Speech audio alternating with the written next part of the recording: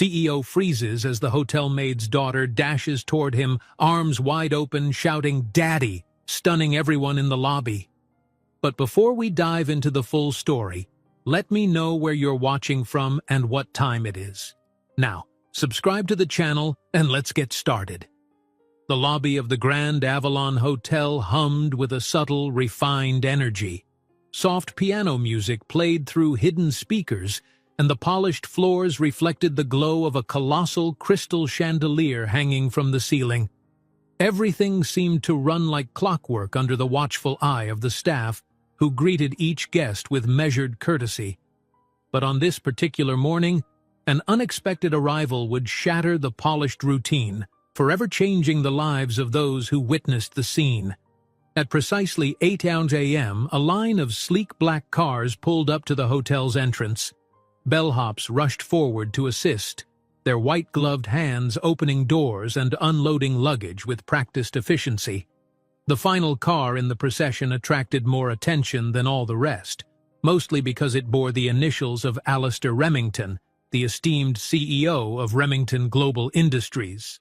Known for his cutting-edge acquisitions, relentless ambition, and rumored icy demeanor, Mr. Remington rarely appeared in public without an entourage of assistants and bodyguards.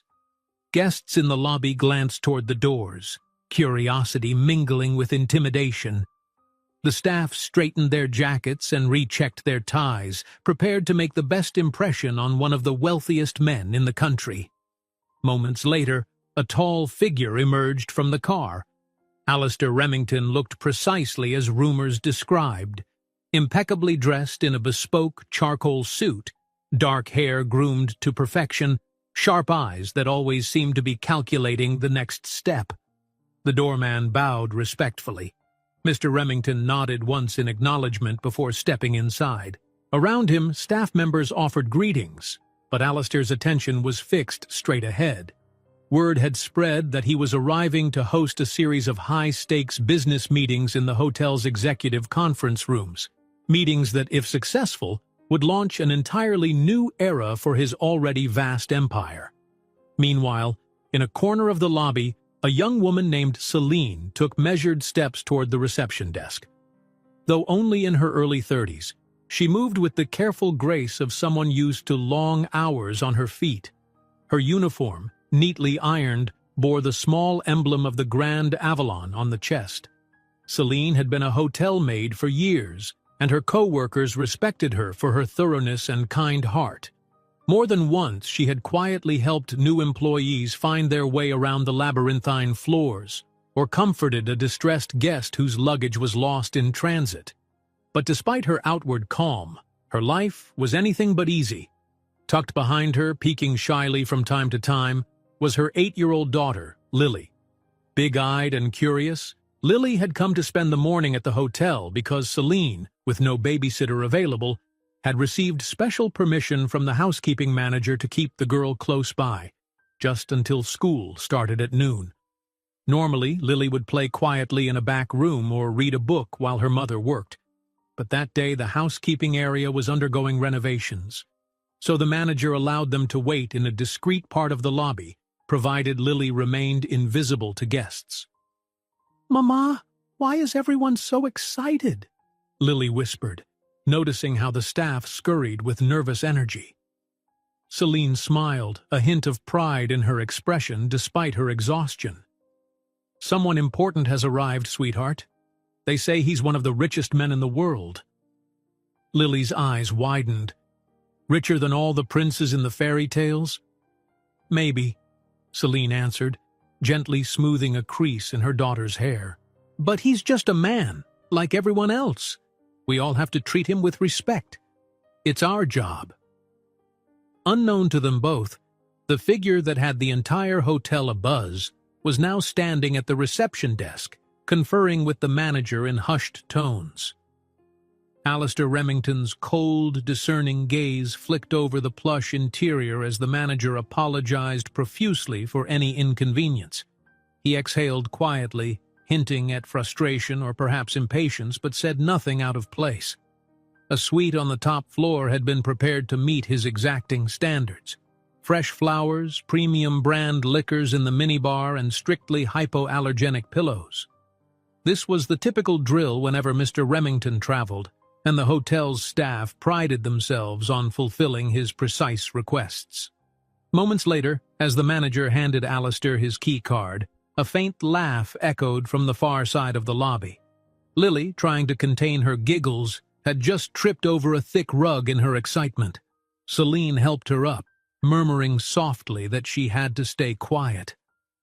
Alistair's ears caught the sound, and his eyes flicked to the mother and child.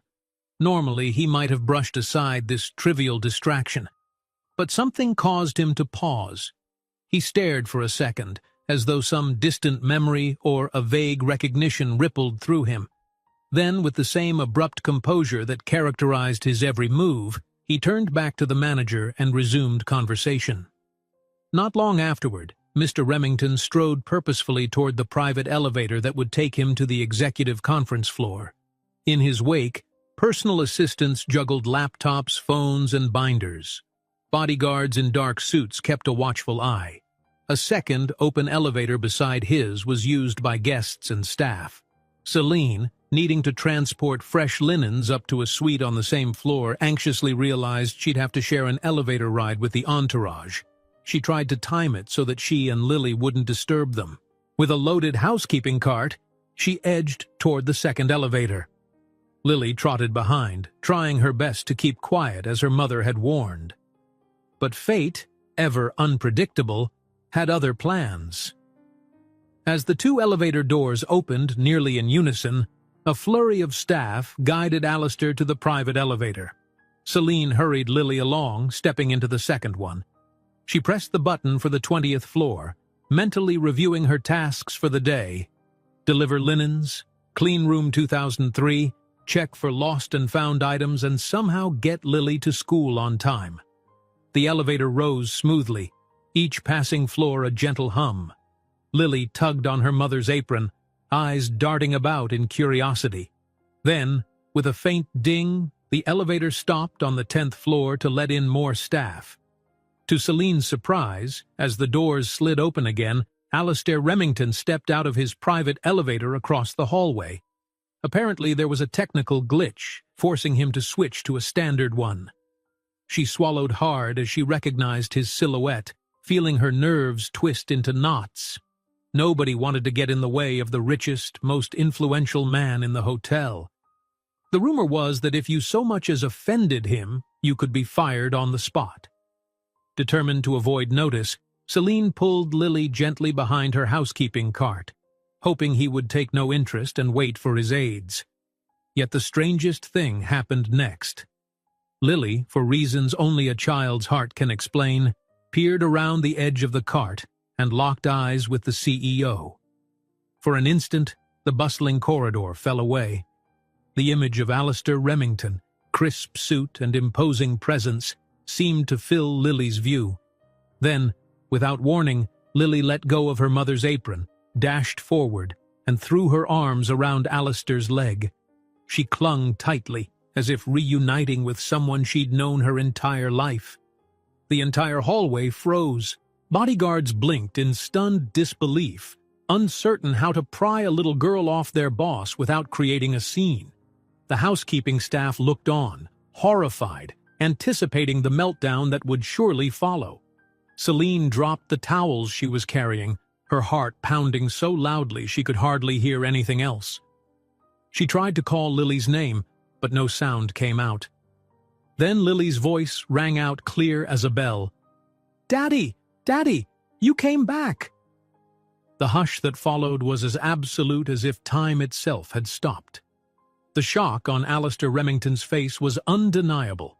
His usually stoic demeanor wavered, and in that brief pause, confusion battled with something else in his eyes. The staff who had witnessed this extraordinary moment looked from the child to the CEO, waiting for his reaction, every breath held. At that moment, the polished facade of the entire hotel cracked. Guests peered out from behind partly open doors, staff and management stood in open-mouthed shock, and the rumor mill prepared itself for a spectacular meltdown.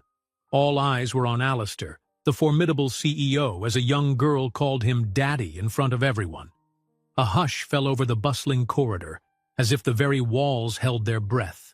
Lily clung to Alistair's immaculate trousers, her small arms wrapped around his leg, face pressed into the fabric. Despite the rigid posture that made him look almost sculpted from stone, Alistair seemed momentarily helpless, as though every well-rehearsed expression he'd perfected for board meetings and press conferences had vanished into thin air. Celine's heart thundered. She stood rooted to the spot, linen cart half forgotten, every second stretched like an eternity, the swirling mixture of shock and dread coursing through her veins. Why would Lily do this? And why would she call him Daddy? Fear bloomed in Celine's chest as she anticipated Mr. Remington's wrath, or worse, immediate termination. The murmur in the hallway grew louder as onlookers tried to process this surreal image. The famously unapproachable CEO, pinned in place by a little girl who was calling him her father. Alistair's personal assistants traded uneasy glances. One of his bodyguards made a half-move toward Lily as if to pry her away, but Alistair lifted a hand, a subtle gesture that said, "Wait." For a fleeting moment, he leaned down, his voice unnervingly gentle compared to the commanding tone everyone expected. "Young lady," he began quietly. "Why—" But Lily cut him off, looking up with bright eyes. "I knew you'd come back," she said, a conviction in her voice that left him speechless. "You were gone so long." The hallway's silence deepened, broken only by the distant chime of an elevator elsewhere in the building. Celine's mind raced, searching for a plausible explanation or the right combination of words to fix this explosive misunderstanding. Her throat felt dry as dust. She willed herself to step forward, but embarrassment and uncertainty froze her limbs. Finally, she forced her legs to move, her footsteps echoing on the polished floor. She reached Lily in a single stride, gently placing a trembling hand on her daughter's shoulder.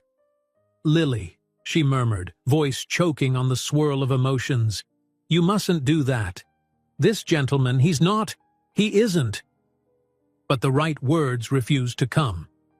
Lily's arms remained firmly around Alistair, her sincerity and trust shining without reservation. In that instant, Celine registered the subtle shift in Alistair's gaze. For a man who had everything, the well-tailored suit, the entourage, the power, he looked impossibly lost. "Let go, Lily," Celine pleaded in a hushed tone, her cheeks burning. She tried to peel the girl away, mortified by the stares of half the staff. In her periphery, she noticed a manager stepping forward, face etched with alarm. More than one colleague frowned anxiously, no doubt fearing an immediate meltdown. But Lily didn't flinch. She pressed her forehead to Alistair's leg as though finding solace in the presence of someone she believed to be family. Just then, Alistair exhaled, shoulders taut as steel rods. "It's all right," he said to Celine, his tone low enough that only she could hear. With unnatural care, as if learning how to handle fragile glass, he bent closer and placed a hand on the child's shoulder. The action surprised even him. He, who seldom allowed even the simplest physical contact outside of a polite handshake. "Miss," he continued, looking into Celine's eyes, "perhaps we should find a more private space." The tension crackled in the air. Celine glimpsed the housekeeping manager, who gave a panicked shrug, unsure whether to intervene. Alistair gestured to one of his assistants. "Clear the hallway," he commanded quietly. But the authority in his voice brooked no argument. "We need a moment." At once, the staff dispersed in a flurry of murmured apologies, ushering any lingering guests aside.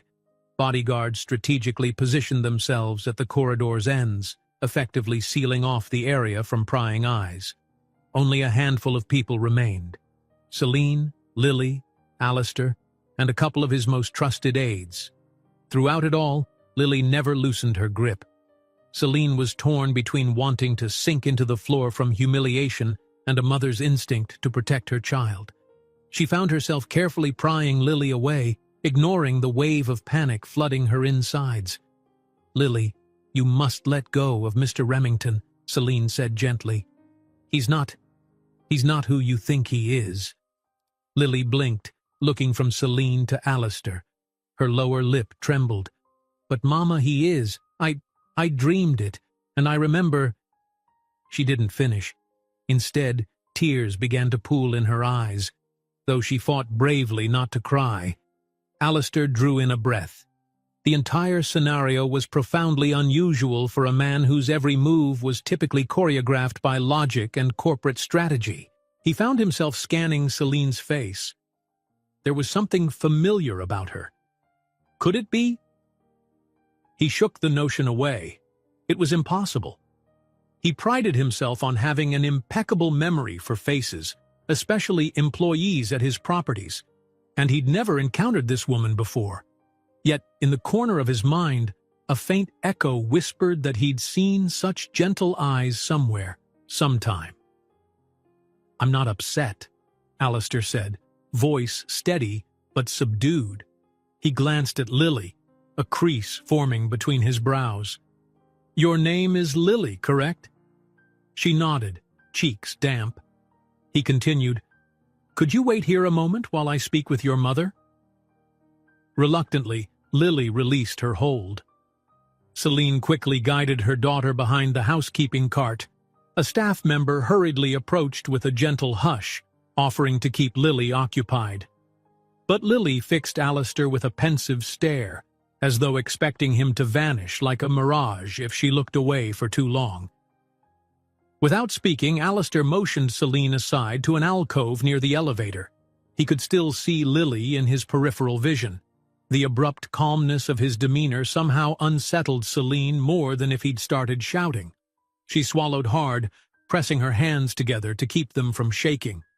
"I'm so sorry," she said in a rush. I don't know why she did that.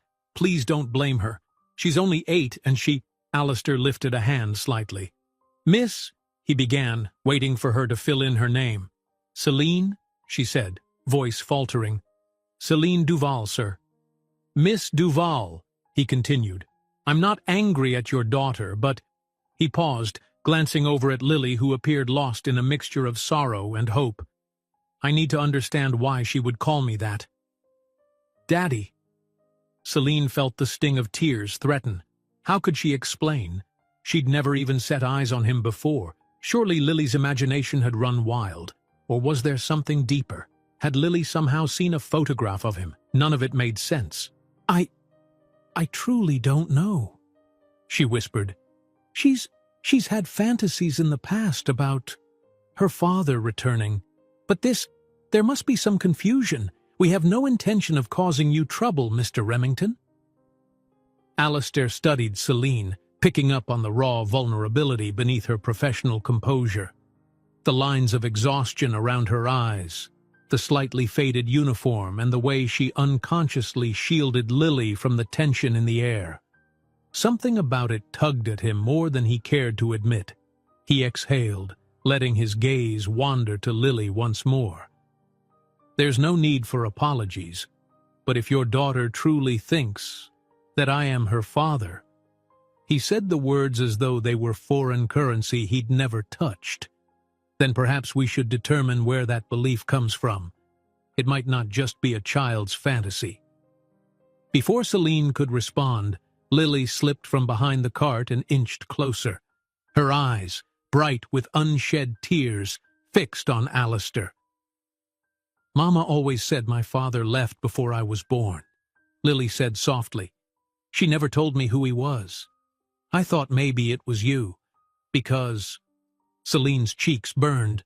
All the details Lily had conjured in her little mind, stories from bedtime, rumors overheard, or small hints gleaned from half-finished conversations.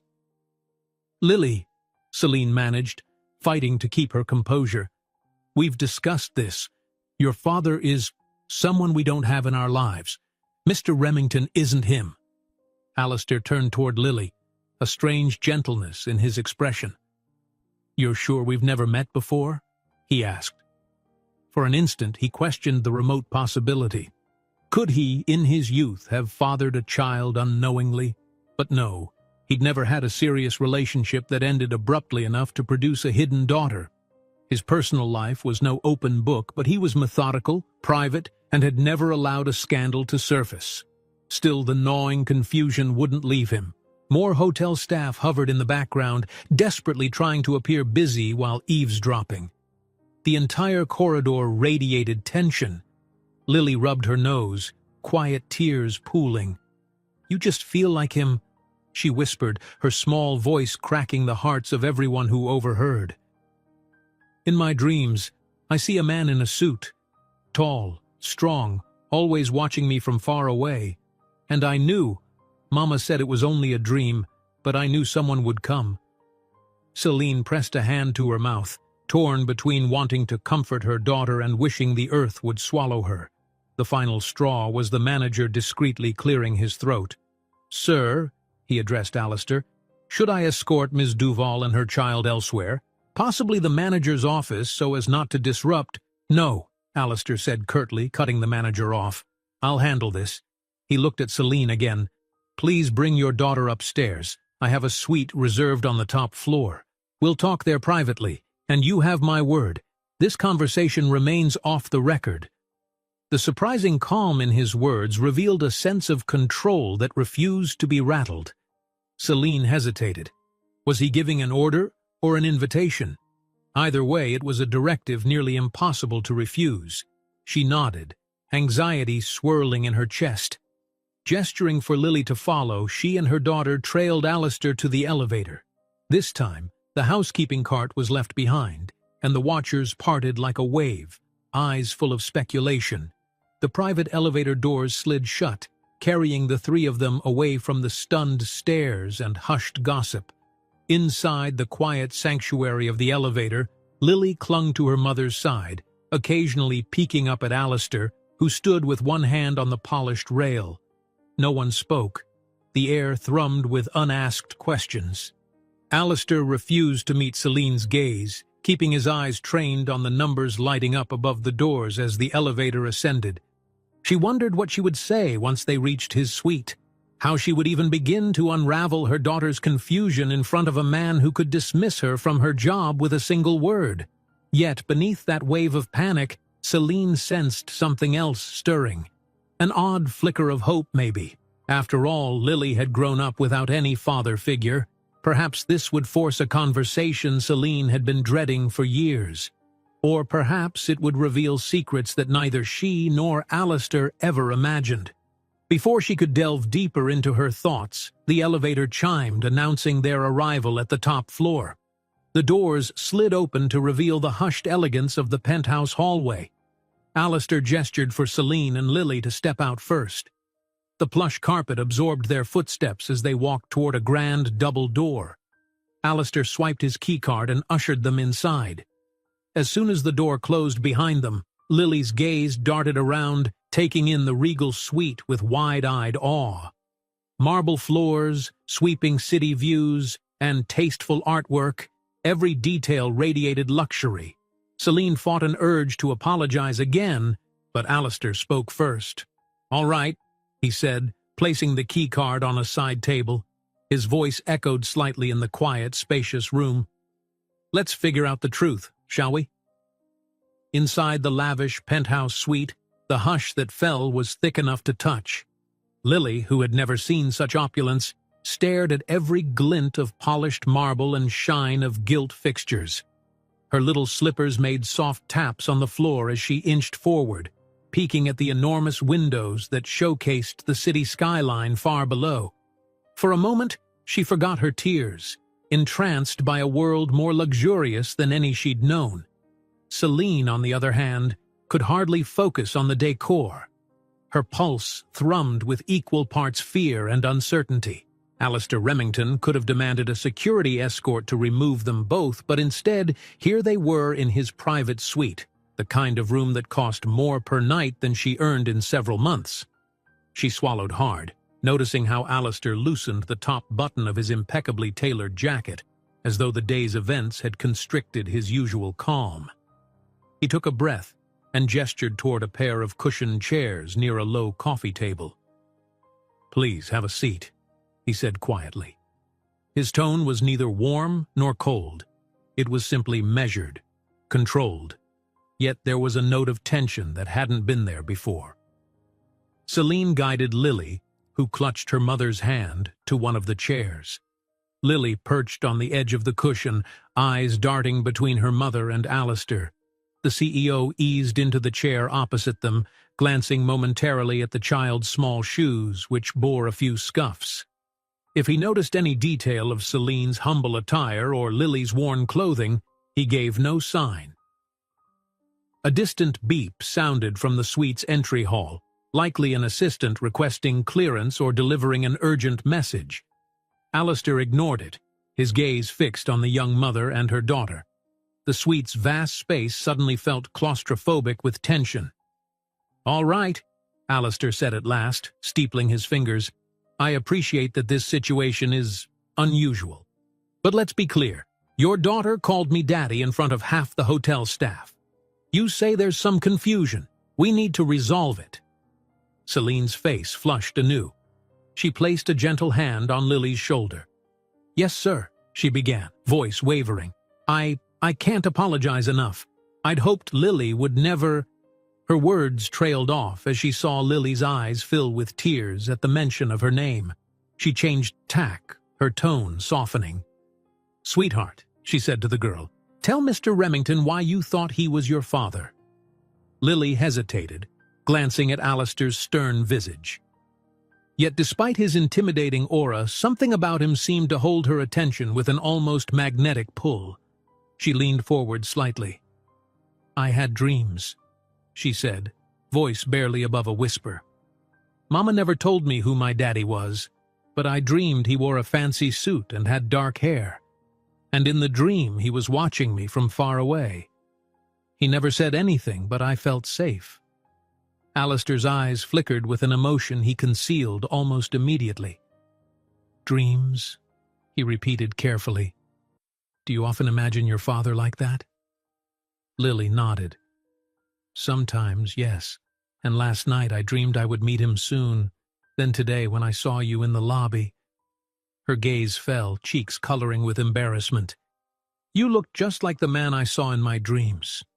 Celine pressed her lips together, feeling a twinge of guilt. She had never told Lily much about her father, mostly because she had no comforting truths to share. As a result, Lily had woven fantasies to fill the gaps. Celine risked a glance at Alistair. "Sir, I assure you it's just a child's confusion. Lily's father, he abandoned us before she was even born. He was someone from my hometown. No name you'd recognize." A wave of painful memory lapped at the edge of her voice. A cloud seemed to pass over Alistair's features, though his expression remained controlled. "Forgive me for being direct, Miss Duval," he said, "but you don't appear entirely certain." He eyed her thoughtfully. "Is there any chance that I met you years ago? Perhaps I visited your town, or—" She shook her head firmly. "No, sir. Absolutely not. I would remember if I'd crossed paths with someone like you." Her words carried the bite of truth. Lily's father wasn't wealthy or famous. He was just a man who left. Silence settled between them, broken only by the distant hum of air conditioning. Lily shifted in her seat, her small voice piping up again. "So, you're not my daddy?" Tears brimmed in her wide eyes, the heartbreak almost tangible. Celine squeezed Lily's hand. "I'm sorry, darling," she murmured, her own heart twisting. "It's not him." She managed a gentle smile, hoping to soothe her daughter's disappointment. Alistair observed the exchange with an expression that bordered on discomfort. Most of his life revolved around contracts, negotiations, data-driven decisions. Emotions, and certainly tears, were rarely part of his daily interactions. Yet here was this child, heartbreak evident on her face, and he couldn't quite tear his gaze away. He breathed out, then leaned forward slightly. "Lily," he began in a measured tone, "I'm sorry for your disappointment. Sometimes dreams make us believe in possibilities that aren't real." He paused, voice lowering a notch. But that doesn't mean your father isn't out there somewhere. Celine frowned at that subtle hint of sympathy, unexpected from the calculating businessman she'd assumed him to be. Lily sniffled, trying to be brave. She wiped her eyes with the back of her hand. "Mama says he left because he wasn't ready to be a dad," she whispered. "But I always thought maybe someday he'd come back. Now I don't know."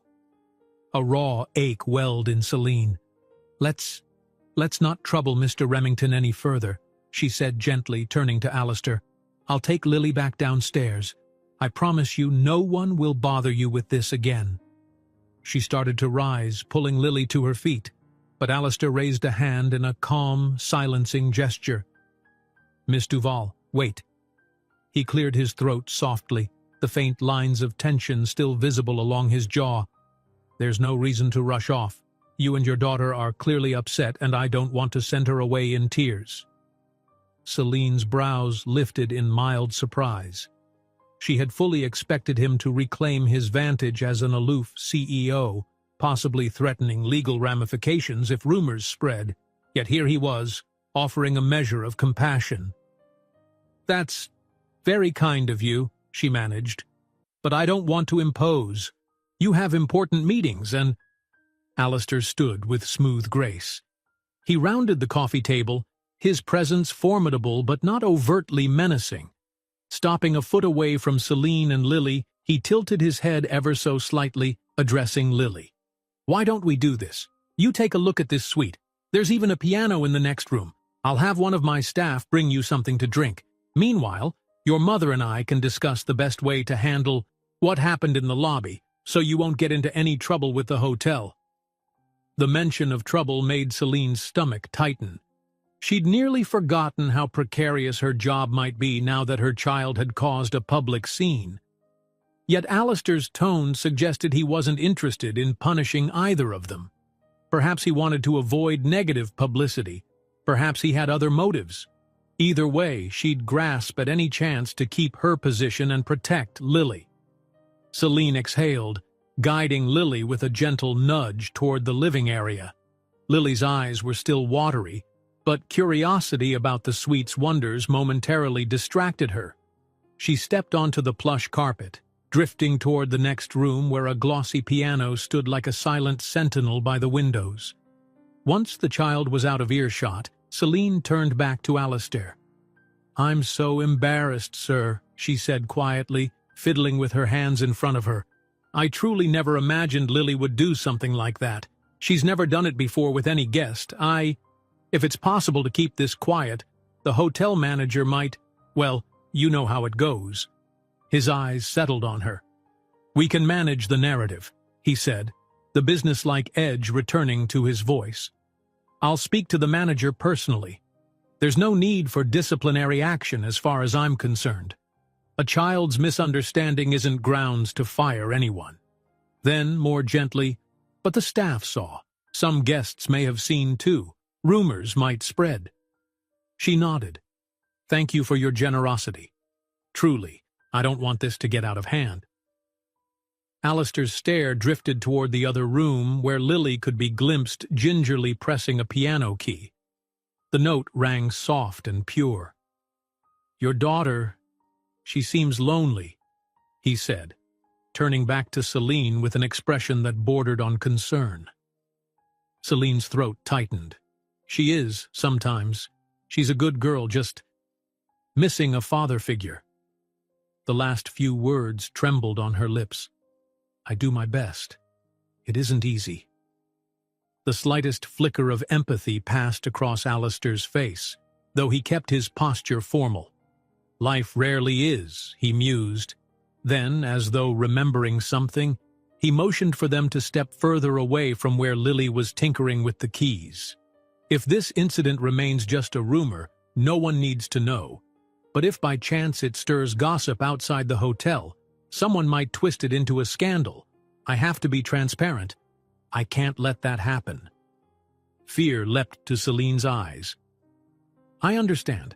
I would never want to bring negative attention to you or the hotel." Alistair nodded. "Let's keep communication open. I'll instruct my PR people to handle any stray gossip.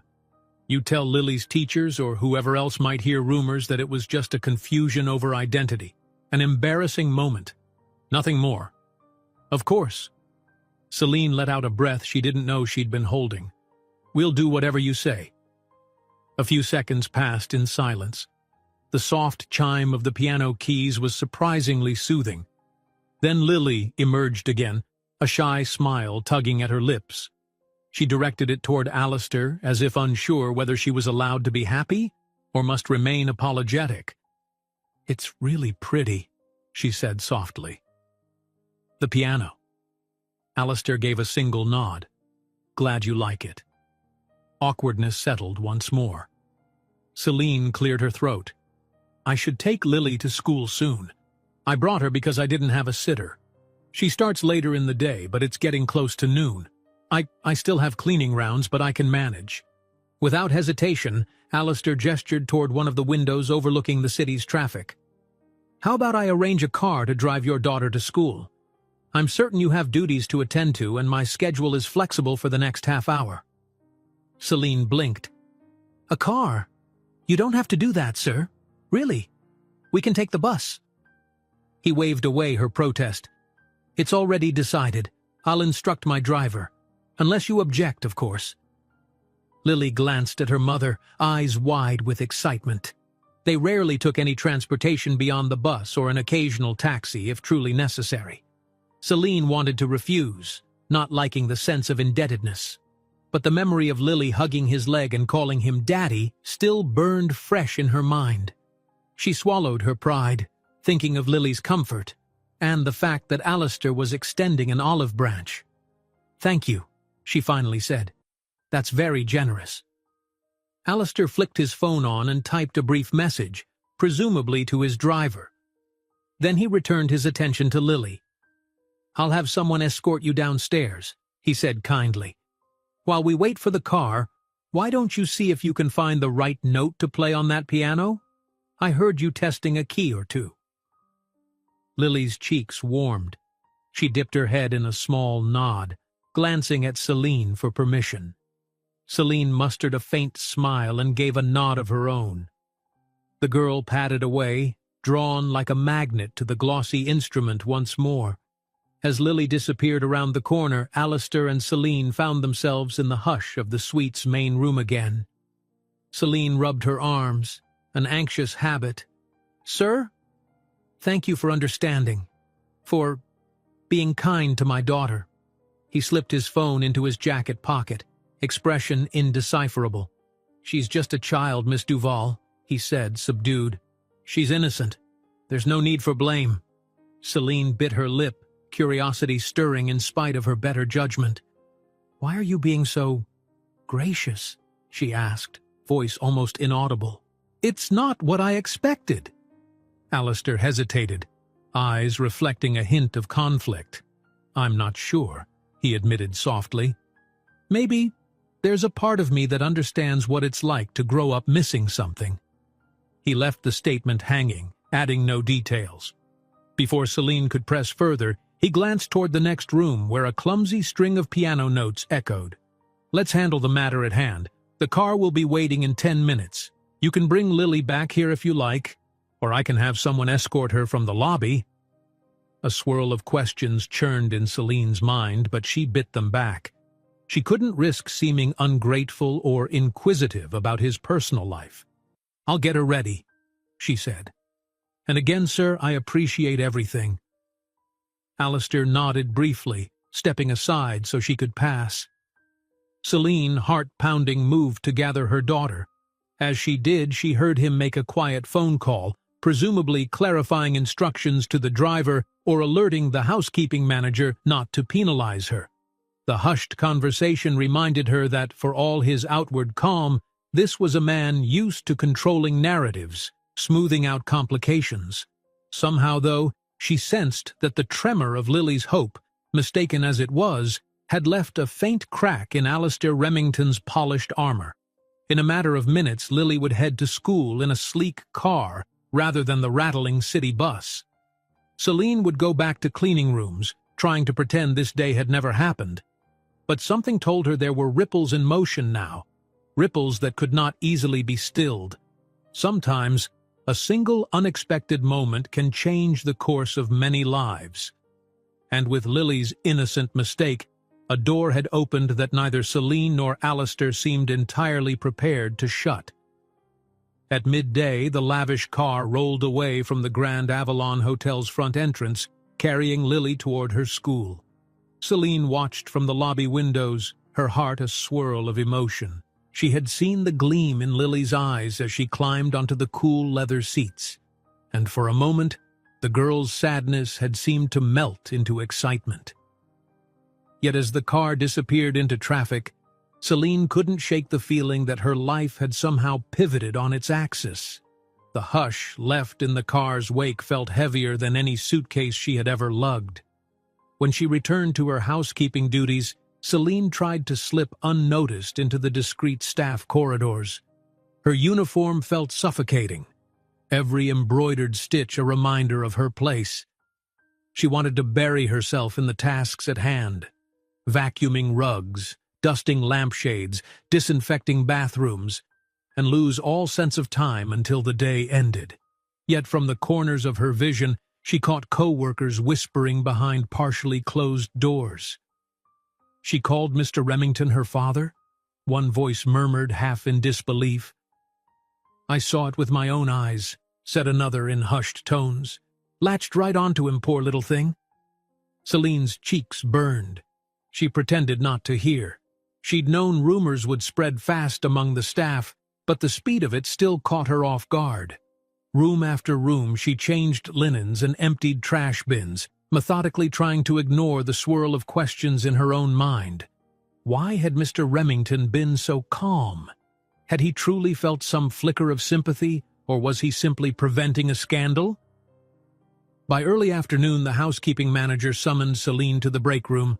Heart-pounding she went, half expecting a dismissal notice. Instead, she found the manager pacing in anxious circles. He glanced up as she entered. Celine, we have a situation, he said, voice taut. Mr. Remington phoned me personally to say that neither you nor Lily should be penalized, that it was all a misunderstanding. I'm relieved, truly. But rumors are starting to reach upper management. Celine's stomach knotted. She clasped her hands. I'm so sorry, sir. I never wanted to cause trouble.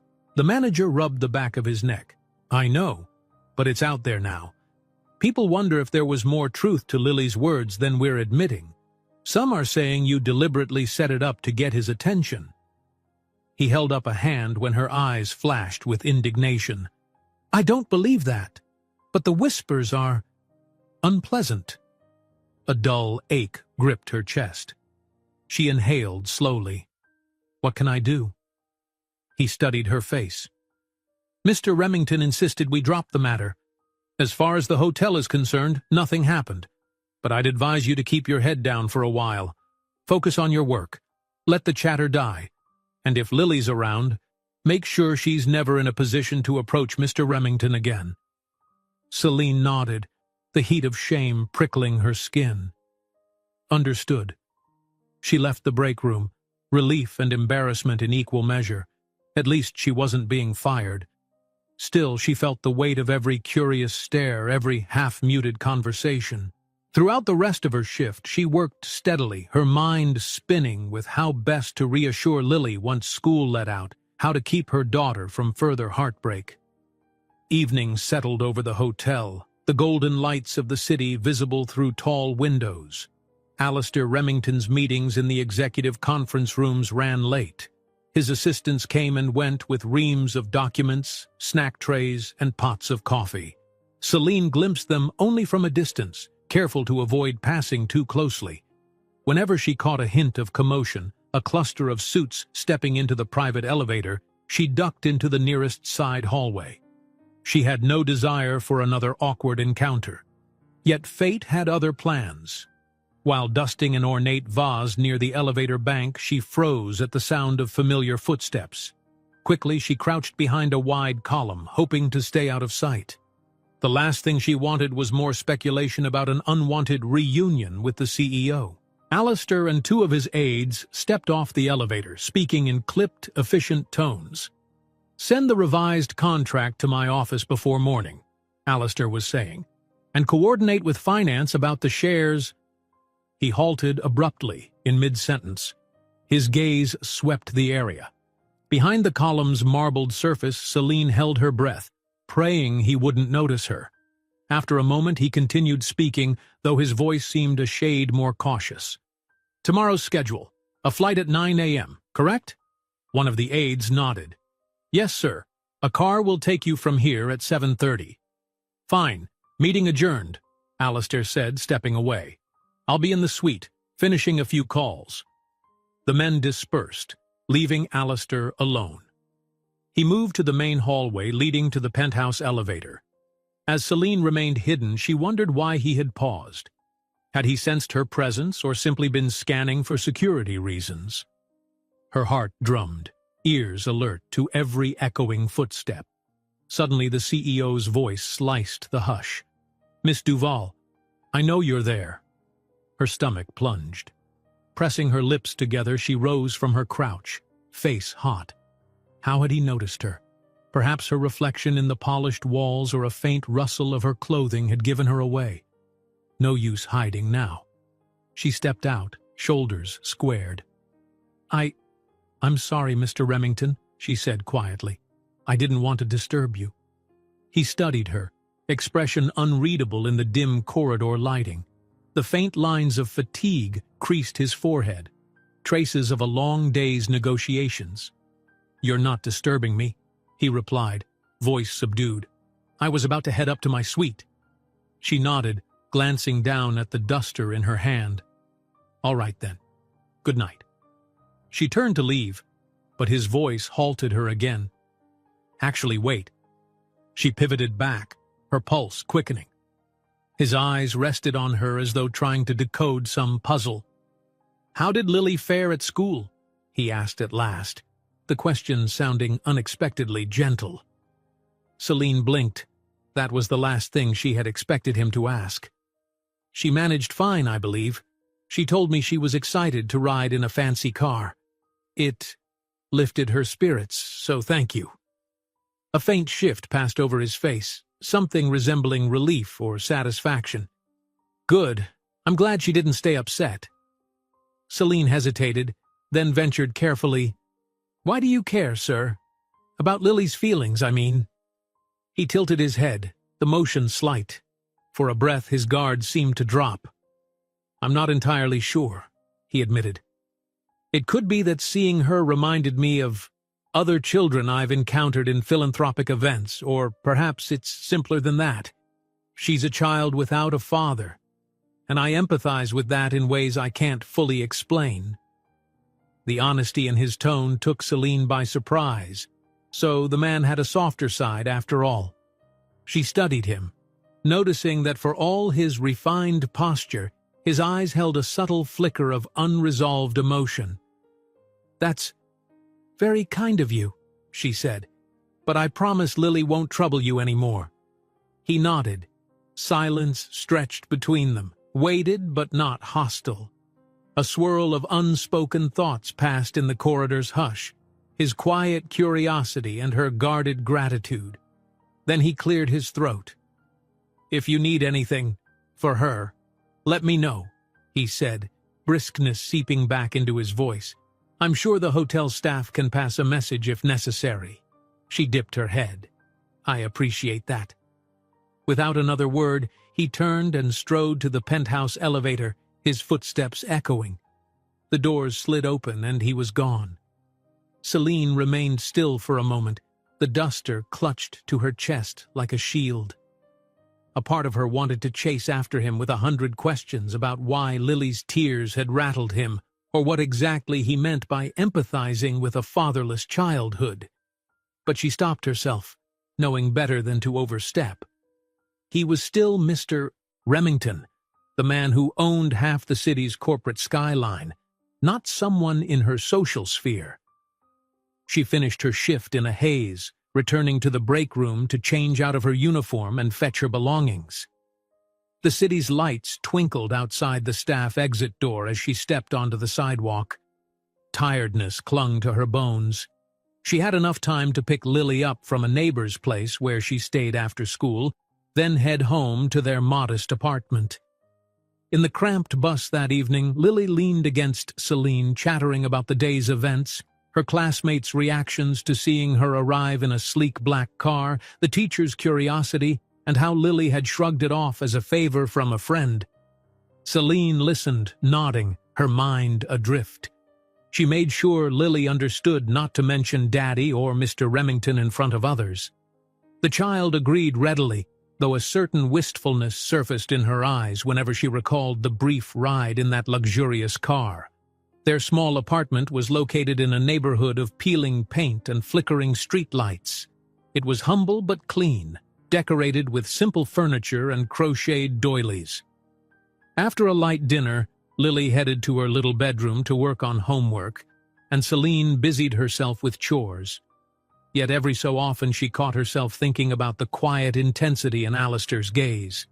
His admission that he empathized with fatherless children lingered, like a puzzle piece she couldn't place. She tried to brush it off as mere politeness from a wealthy man who occasionally indulged philanthropic impulses. Yet she couldn't deny that something in his demeanor suggested a deeper chord had been struck. As the night wore on, she tucked Lily into bed, pressing a gentle kiss to her daughter's forehead. Lily had drifted off, lulled by the day's excitement. Celine turned off the small lamp, letting the hush of the apartment envelope her. Returning to the living room, she curled up on the worn couch, exhaustion weighing her down. But sleep wouldn't come easily. Her thoughts kept spinning. Lily's heartache, the swirl of gossip at work, and the fleeting moment of connection she had witnessed in Alistair Remington's eyes. Though she had no clue where it might lead, she sensed that the events of this single day had altered the course of her carefully balanced world. She promised herself she would keep Lily safe, no matter what. Even if that meant making sure the door that had briefly opened, linking her daughter to a man of power, stayed firmly closed. Yet deep in her heart, a tiny spark of curiosity refused to die. Had Lily's simple mistake awakened something in Alistair, something that might forge an unexpected bond? She prayed not. Life was complicated enough as it was, but her gut told her that sometimes things happen for a reason, and as she finally drifted into uneasy slumber, she couldn't shake the sensation that the next time she crossed paths with Alistair Remington, it might not be by chance at all. Morning brought a hazy sun over the city skyline. At the Grand Avalon Hotel, staff were already bustling by 6 a.m., polishing every reflective surface, aligning the floral arrangements, and ensuring the breakfast buffet gleamed with arrayed pastries. Celine arrived through the service entrance, uniform pressed, hair neatly pinned, determined to navigate her duties without incident. Her first stop was the employee locker room. She stored her personal bag, checked her reflection in the small mirror. New shadows under her eyes. Another restless night. She closed the locker, drew a breath, and braced for whatever the day would bring. But as she stepped into the hallway, an unexpected sight made her freeze. 2 burly security men stood just past the door, scanning the corridor. Their earpieces gleamed under the fluorescent lights, and they wore suits far more expensive than typical hotel security. They eyed her briefly, then resumed their silent watch.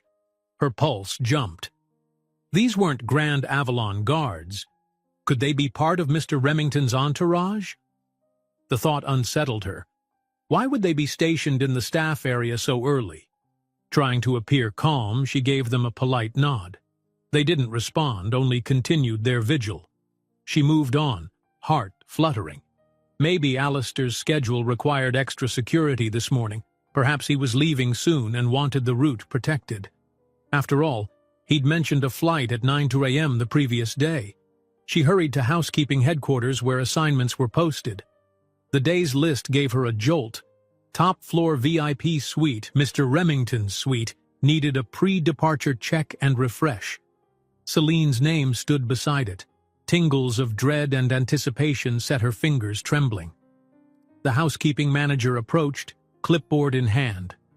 "Celine," he said quietly, "I understand it might be uncomfortable, but he specifically requested you for that suite. He said you knew the layout from your previous duties." She stared in disbelief. "Mr. Remington asked for me?" The manager nodded, glancing around as if not wanting to be overheard. "He insisted there was no issue with the lobby incident yesterday. He trusts your professionalism." Her mind whirled. Why would he request her? She recalled his subdued empathy toward Lily, the gentle question about her daughter's day at school. This man, so icy by reputation, had shown uncharacteristic concern. Now he wanted her to service his room? Heat rose in her cheeks at the memory of Lily's arms locked around his leg. "Celine?" the manager prompted, noticing her hesitation. She swallowed. "I'll do it," she replied, forcing a neutral tone. "It's my job." He offered a curt nod. "He's set to leave by 7:30. You've got half an hour. Just be certain everything is spotless, and be discreet." "Of course." With that, she hurried to assemble her cleaning cart. The other housekeepers, curious, threw glances her way, but no one voiced any speculation outright. She loaded fresh linens and towels, pocketed the suite's passkey, and made for the private elevator that led to the penthouse. Every second felt hyper-focused as she pressed the button, rolling the cart inside. The elevator ascended smoothly. Part of her feared stepping out, and discovering Lily's confusion had sparked yet another awkward encounter, or some new twist of the rumor mill. But she couldn't let her anxiety paralyze her. This was work, plain and simple, or so she told herself. At the top floor, the doors slid open onto the hushed corridor that led to Alistair's suite. Even the air felt different here, cooler, tinged with the faintest scent of fresh flowers. 2 more security men were posted outside the double doors. At her approach, one stepped forward. "Ms. Duval?" he asked in a low voice. She froze. "Yes?" He motioned for her hotel ID, which she produced with trembling fingers. After a quick scan, he nodded. "Mr. Remington indicated you'd be arriving. You can enter." Then he turned to the other guard. "Stand by." Celine pushed the cart to the door, heart hammering. She raised a hand to knock, but the security man leaned over and swiped a special card, unlocking the suite from the outside. The double doors eased open on silent hinges, revealing the grand interior where she'd been just yesterday with Lily. She inhaled slowly, stepping in. The place looked much the same, polished floors, grand windows, modern artwork. Yet the hush felt heavier, as if layered with the knowledge of their recent encounter. The suite was tidier than she expected. No sign of clothes tossed about, or a messy bed. Alistair Remington didn't strike her as the type to leave clutter in his wake. Still, she cleared her throat softly. "Housekeeping," she called, voice subdued. "Mr. Remington?" No answer at first. She pushed the cart deeper into the suite, scanning the open living area. The bed was unmade, linens turned down. A single suitcase stood on a luggage rack by the window. Papers and a laptop occupied the coffee table, and a half-finished cup of coffee was set beside them. "Hello?" she tried again. Then, hearing faint movement in the adjacent bedroom, she left the cart in the living room. The door to the bedroom was ajar. She tapped lightly on the frame. "Sir?" A low murmur, then Alistair's voice emerged. "Yes, come in." Celine's stomach flipped. She pushed the door open a few more inches, peering in. Alistair stood near the closet, wearing a dress shirt unbuttoned at the top and slacks. He held a phone to his ear, speaking in a clipped tone. On the bed lay a selection of ties and jackets, as if he'd been deciding which to wear. He glanced at Celine, lifted a finger to indicate he needed a moment. She stood quietly, eyes lowered. Heart pounding, she forced herself not to stare at the slight reveal of his collarbones or the lean lines of his frame. She was here to do a job, nothing more. Yes, that's final, he spoke into the phone. Send the updated figures within an hour. A pause. I'll see you at the jet. Understood. He ended the call, slipping the phone into his pocket. Then he turned to her, face measured. I requested you because I trust your discretion. She nodded. Of course, sir. I'm here to ready the room. You're checking out soon? He watched her for a moment, expression unwavering. In half an hour. My flight leaves at 9. His gaze flicked to the bed. Please change the linens. I didn't sleep much. I think I was up until 3 a.m., reviewing contracts. Her throat went dry. Right away, sir. She busied herself pulling fresh sheets from the cart. She stripped the bed efficiently, trying not to inhale the faint scent of cologne that lingered on the pillows. Meanwhile, Alistair moved about the room, selecting one of the ties from the bed and slipping it around his neck, fingers deftly tightening the knot. Once or twice Celine sensed his gaze on her, but she refused to look up. Silence draped the space, broken only by the rustle of linens. Finally, when she'd tucked crisp new sheets, she cleared her throat. I'll restock the bathroom and tidy up, she said softly. Would you like me to dispose of that coffee? He nodded. Yes, please. He hesitated, then added, Before you finish, I'd like a brief word, if you don't mind. Her pulse thudded. Certainly, sir. She quickly moved to the living area, disposing of the coffee and wiping the table. She restocked towels in the bathroom, removed any stray trash, and paused to check that everything appeared impeccable. All the while, her mind churned with speculation about what he wanted to say. Perhaps a final admonition about the rumor, or maybe a personal remark about Lily. Her stomach roiled with anticipation. At last, she returned to the bedroom doorway. Alistair was standing by the tall window now, gazing out. His jacket on, tie impeccably centered, he looked every inch the powerful executive. Yet tension pinched his brow. He turned as she approached. Miss Duval, he began, I'm leaving for a few days, maybe a week. I want you to know that if you or Lily need anything, you have a direct line to my staff. The manager knows how to reach me. Her fingers tightened around the feather duster she still carried. I don't think we'd require anything, sir, but I appreciate the offer. He exhaled, nodding. Well, it's there nonetheless. Then, to her surprise, his gaze softened slightly. How is she today? Your daughter? Fine, Celine replied, keeping her voice steady. Curious, I suppose, she asked again about you. She shifted her stance, feeling a wave of protective instinct. I just told her we cleared up the misunderstanding. His eyes flickered with something akin to regret. Yes, the misunderstanding. A soft pause followed. Then he reached into his pocket and withdrew a small envelope. He extended it to her. Before I go, please take this and don't refuse. She blinked, looking down at the envelope. It felt thick, like it contained papers. What is it? She asked, hesitant. Open it later, he said. It's just a gesture. A scholarship fund reference, a contact for a private tutor if Lily ever needs it, a few resources. Her cheeks flushed with heat.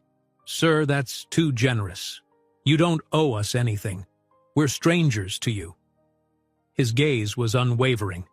You're not strangers, not entirely. Regardless, my resources are considerable, and it would ease my mind if you'd at least keep these options in hand for your daughter's future. She has dreams, doesn't she? Celine swallowed hard.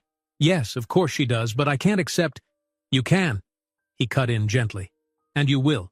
Think of it as philanthropy if that helps, or simply a gift. If you have no use for it, fine. But I want you to have it. He pressed the envelope into her grasp, his tone final. Please. Her heart thumped painfully. Part of her bristled at the notion of charity, not wanting Lily to feel like a pitiful case. But another part recognized that refusing outright might offend him, risking her job and severing any goodwill that might be helpful down the line.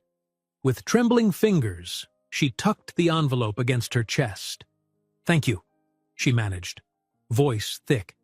"I'll consider it." A tense moment stretched out. Then Alistair nodded briskly, regaining his usual poise. "I appreciate your discretion. I don't anticipate any further fuss about the lobby incident. But if something arises, someone tries to leverage the rumor, call my staff immediately. Understood?" She nodded. "Yes." He retrieved his phone from the nightstand and slid it into his pocket. "Well, that's everything." He paused, meeting her eyes. "Safe days ahead, Miss Duval." "Safe trip, sir," she responded softly. She stepped aside as he collected his suitcase. The final linen adjustments lay behind her, the bed pristine once more. Alistair walked past, giving a single nod as farewell. She trailed him to the suite's entrance, where his security escorted him away. The doors clicked shut, leaving her alone in the silent penthouse. For a long moment, she couldn't move. Her gaze dropped to the envelope in her hand. What had just happened? Yesterday, Lily's innocent hug and a single word, "Daddy," had launched them into Alistair Remington's orbit. And today, he was offering financial resources for Lily's education? It felt surreal. She slid the envelope into her uniform pocket and finished her housekeeping tasks, though her hands trembled. Once all was done, she parked her cart in the corridor, informed the security men that the suite was ready for checkout, and waited for the elevator. Downstairs, the grand lobby bustled with guests and staff. She spotted Alistair stepping out of the private elevator, crossing toward the main entrance where a sleek black car idled. His bodyguards flanked him. He didn't glance back. In a moment, he was gone, likely whisked away to the airport. Celine lingered by a pillar, watching the automatic doors close behind him. A swirl of confusion and gratitude pooled in her chest. Did Lily's outburst truly spark genuine concern in a man rumored to be unyieldingly stoic? Or was this a strategic maneuver to avoid any scandal that might damage his reputation? She exhaled shakily, finally returning to her duties. One thing was certain. Lily had unwittingly connected them, however briefly. And in her pocket, that envelope felt heavier than any normal slip of paper should. A silent promise or an uncertain tether to a man who had once been a stranger. A week passed, and life settled back into its usual patterns, at least on the surface. Celine rose each day before dawn, slipped into her housekeeping uniform, and rode the bus downtown with Lily. After dropping her daughter at school, she'd arrive at the Grand Avalon to tackle her shift. She followed a routine of cleaning, changing linens, and welcoming new guests with a quiet, practiced smile. In her free moments, she replayed the scene of Alistair Remington quietly pressing that mysterious envelope into her hands. But the swirl of confusion in her mind gradually began to subside. She had done as he asked, waiting until the evening after his departure to open the envelope privately in her small apartment. Inside, she found two things: a typed letter on the letterhead of Remington Global Industries and a glossy brochure for an academic foundation. The letter explained that Lily, if she ever applied to one of several partnering private schools or extracurricular programs, could receive scholarship backing in full. It also mentioned that if Celine needed help tutoring Lily, she should reach out to a contact, someone in Mr. Remington's philanthropic office, presumably. There was no direct mention of money as a gift, but the resources spelled out a form of support that would otherwise be impossible on Celine's modest income. The second item, the brochure, outlined an educational fund for disadvantaged youth. Pages displayed photos of smiling students in well-equipped classrooms, with text describing how the fund covered tuition, uniforms, and occasionally even travel for special activities. Celine's chest tightened as she imagined Lily in a better school, one with robust arts programs, smaller class sizes, or a music club that could nurture her curiosity. Yet self-doubt gnawed at her. Accepting help from a stranger, especially one as influential as Alistair, felt precarious. What if it came with unspoken obligations? Ultimately, she tucked the documents away in a drawer. For now, she told herself she'd keep them safe, in case she ever mustered the courage to let Lily apply. Meanwhile, she left the scholarship fund unmentioned to her daughter. Lily still had questions about the man in the suit, but day by day her sadness for the daddy who wasn't seemed to ease. Instead, she asked if Mr. Remington would visit the hotel again. Celine answered truthfully that she didn't know. After all, large as his empire was, he had a habit of rarely lingering in one location for long. But in the quiet spaces of her thoughts, Celine found her mind drifting. Whenever she glimpsed the penthouse corridor or the suite he had occupied, she'd recall his measured voice telling her he empathized with Lily's fatherless childhood. A question hovered. Had he grown up missing something as well? One cool morning, as Celine bustled through the 10th-floor hallway with her cleaning cart, the housekeeping manager caught up to her, breathing a little more heavily than usual. "Celine," he said, hooking a finger around the handle of her cart to slow her. "I've got an assignment for you, if you're willing." She adjusted the collar of her uniform, raising her eyebrows. "Yes?" He cast a quick look around, as if wary of eavesdroppers. "There's a corporate function in the hotel's grand ballroom this evening. Some charity gala. The Remington Global Philanthropic Branch is hosting it, along with a few other sponsors. We'll need extra staff on the upper floors, but also we want housekeeping presence in the ballroom. Not typical cleaning, more like on-call support in case of spills or emergencies." Celine's heart fluttered at the mention of Remington Global. She forced a neutral nod. "I see. It's a black tie event, so everything must be spotless. We usually rotate a few housekeepers through, wearing formal uniforms to discreetly tidy. If you're interested, it pays overtime." He hesitated, scanning her face. "It also means you'll be around some of the wealthy guests. Possibly Mr. Remington himself if he appears." She felt a jolt. "Is he in town for sure?" The manager shrugged. "Not necessarily. His name is on the host list, but these things can be arranged by his team even if he's abroad. Hard to say. Either way, we need staff. I remembered you often volunteer for overtime, so I'm letting you know first." Her mind spun. She needed the extra income. And realistically, she might not even see Alistair personally. He could be halfway across the world. "I'll do it," she said, lifting her chin. "No problem." He nodded appreciatively. "Report to the ballroom an hour before the event. They'll give you a special uniform. Let the lead coordinator direct you." He paused. "And, Celine, if Mr. Remington does show up, no need to worry about last time.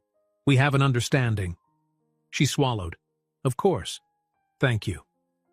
He patted her shoulder and moved on. Celine let out a breath, then continued her tasks.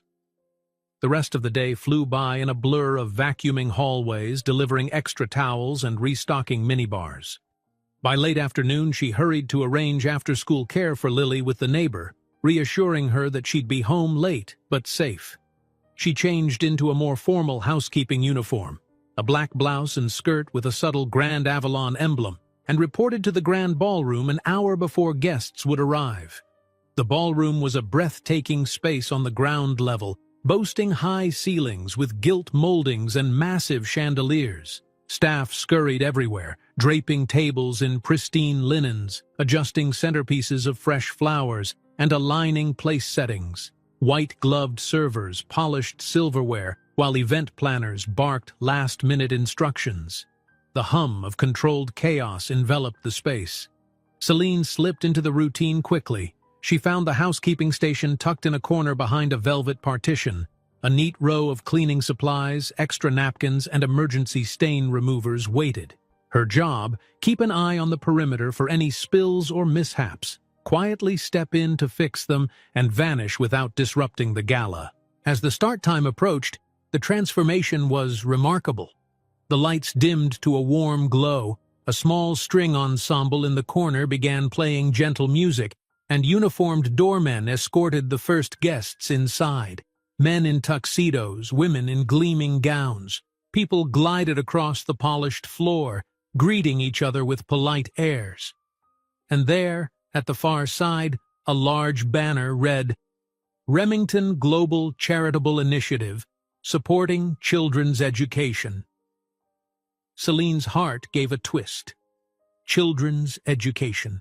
Precisely the cause that might tie into the envelope of information Alistair had given her. She wondered if he or his representatives planned to highlight that scholarship program tonight. Half an hour in, the ballroom was comfortably full. Laughter and conversation floated like music among the clink of champagne glasses. Celine maintained her station, occasionally venturing out to discreetly pick up a dropped napkin or wipe a dribble of wine from a side table. She stayed at the edges, invisible among the swirl of gowns and suits, hoping that if Alistair did appear, it wouldn't cause any fuss. And then, at precisely 8 p.m., there was a ripple through the crowd. The doorman stepped aside for a new arrival. From her vantage behind a pillar near the refreshment tables, Celine glimpsed a tall figure in a sharply tailored tux. Alistair Remington. He stood with the air of someone who was pressed for time, yet determined to make an appearance, scanning the room as though taking stock of every detail. A hush of respect passed among the guests, followed by a wave of hushed chatter. This was the host who had funded a significant portion of the evening's philanthropic cause. Several approached him immediately, eager to shake his hand or offer pleasantries. Alistair engaged them politely, if somewhat briskly. He exuded the same aloof composure, though Celine noted faint lines of fatigue near his eyes that the overhead lighting did not hide. She felt her pulse quicken. Should she remain out of sight, or attempt a polite greeting? The memory of Lily's innocent cry, "Daddy," surfaced, still fresh enough to warm her cheeks. She decided it was best to keep her distance. Yet life had a habit of orchestrating collisions at the most inconvenient times. While she was carefully dabbing at a spilled champagne flute near the main stage, an event organizer rushed over with panicked eyes. "Miss? Housekeeping?" "Yes," Celine responded, standing. "The dessert buffet has an issue. Someone dropped a plate and there's sauce all over the floor. We need a quick cleanup before Mr. Remington does his walkthrough. It's near the ice sculpture at the far corner." She nodded, gathering her supplies. "Right away." Slipping between clusters of elegantly dressed guests, she made her way to the corner. Sure enough, a smashed dessert plate lay on the floor near the swirling base of an ornate ice sculpture shaped like a swan. Raspberry sauce stained the marble tile, an eyesore among the grandeur. Celine knelt to blot the spill with a towel, mindful of how easily the bright red sauce could be tracked across the floor by unsuspecting feet. Guests detoured around her, too engrossed in their champagne-fueled conversations to pay much attention. She worked quickly and quietly, patting the marble with detergent, hoping to remove the sticky residue. Suddenly, the shifting crowd parted, and she became aware of a hush falling across that section of the ballroom. She glanced up reflexively, and found herself at Alistair's polished shoes. He stood mere steps away, apparently about to greet a cluster of donors near the ice sculpture. Her eyes traveled up from his shoes to his tailored tuxedo, meeting his gaze for an instant. Startled, she froze, a damp cloth still in her hand. Alistair paused mid-stride, as though momentarily taken aback. Their eyes locked. The hum of the gala receded. For a flicker of time, it seemed as if they were the only two people in the grand expanse of the ballroom. Then, recovering his composure, Alistair nodded, barely a tilt of his head. She returned a faint nod, quickly lowering her gaze to the half-cleaned stain. She resumed wiping, heart pounding in her chest.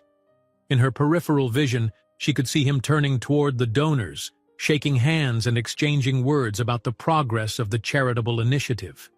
The bright overhead lights caught the gleam of the ice sculpture, making it shimmer. The swirl of red sauce was nearly gone. She dabbed the last remnants of the spill. Her mind raced. Should she slip away before he finishes talking, or linger in case he addresses her? Just as she placed the cleaning rag into her bin, a gentle but authoritative male voice spoke behind her. "Miss Duval, is everything all right here?" She recognized Alistair's tone instantly. Rising to her feet, She spun around and found him stepping away from the group, his attention now on her. Heat rushed to her face. She smoothed her skirt and offered a small bow of her head. "Yes, sir, all taken care of." He glanced at the floor. "Good, thank you." His voice was calm, but she sensed a subtle question flickering in his expression, as though he might say more if they weren't surrounded by watchful eyes. The donors behind him cast curious looks, perhaps wondering why Mr. Remington was engaging the housekeeping staff personally. One of the donors, a tall woman draped in a gold dress, edged closer. "Mr. Remington, is there an issue?" she asked, voice lightly concerned. Alistair shook his head. "No, Ms. Davenport. Just ensuring everything is in order." He turned to Celine. "Miss Duval here is part of the Grand Avalon's excellent housekeeping. She's ensuring our evening proceeds without mishap." Celine mustered a polite smile. "I'm glad to help." Her heart hammered, worried Lily's name might come up again. She dreaded stirring anyone's curiosity. "The woman in gold, Ms. Davenport," beamed approvingly.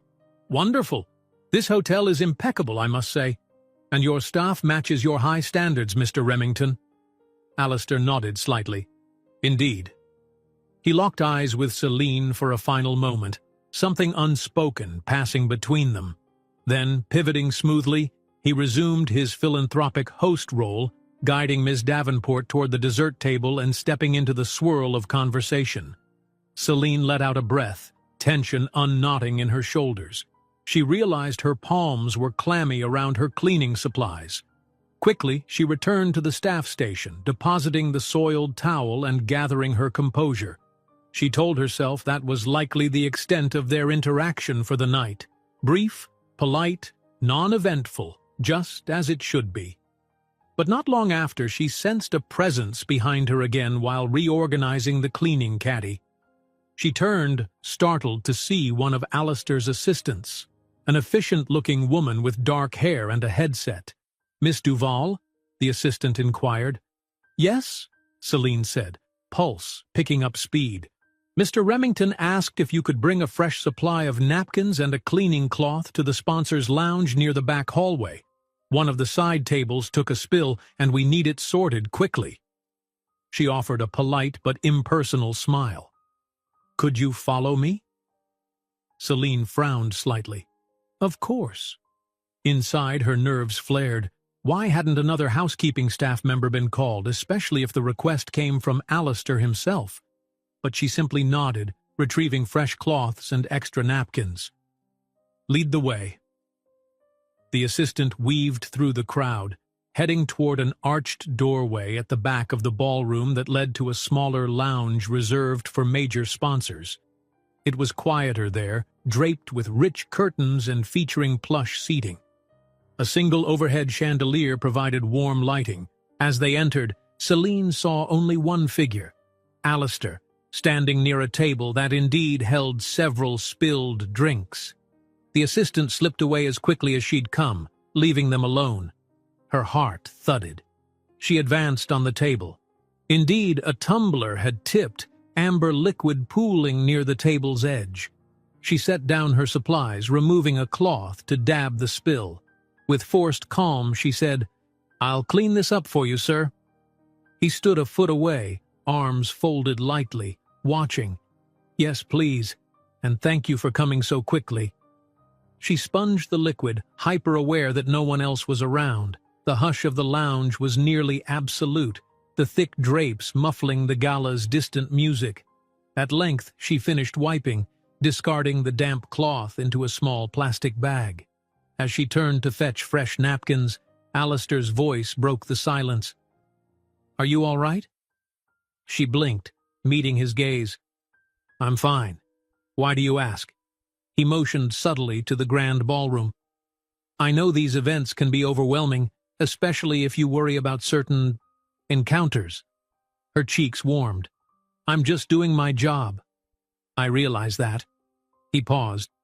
"I merely wanted to ensure you aren't uncomfortable after, well, everything that's happened." She shifted her weight, hugging her cleaning supplies to her waist.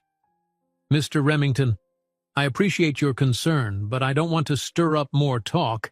It's best if we carry on separately, in public at least. A corner of his mouth curved almost imperceptibly. I understand.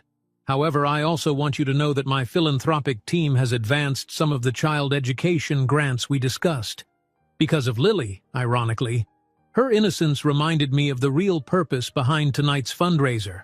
I've spoken with the Foundation's board about increasing scholarships. Surprise fluttered through her.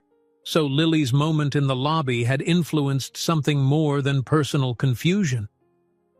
That's good to hear, she murmured. He took a step closer, his voice quieter. If you ever decide to use those resources I gave you, do so without hesitation. There's no catch. It's a cause I believe in. Don't let pride hold you back. She swallowed. I'm still thinking about it. Nodding, he reached for a stack of fresh napkins she'd brought. Thank you for dealing with the spill. He set them on the table. I'd better return to the main floor.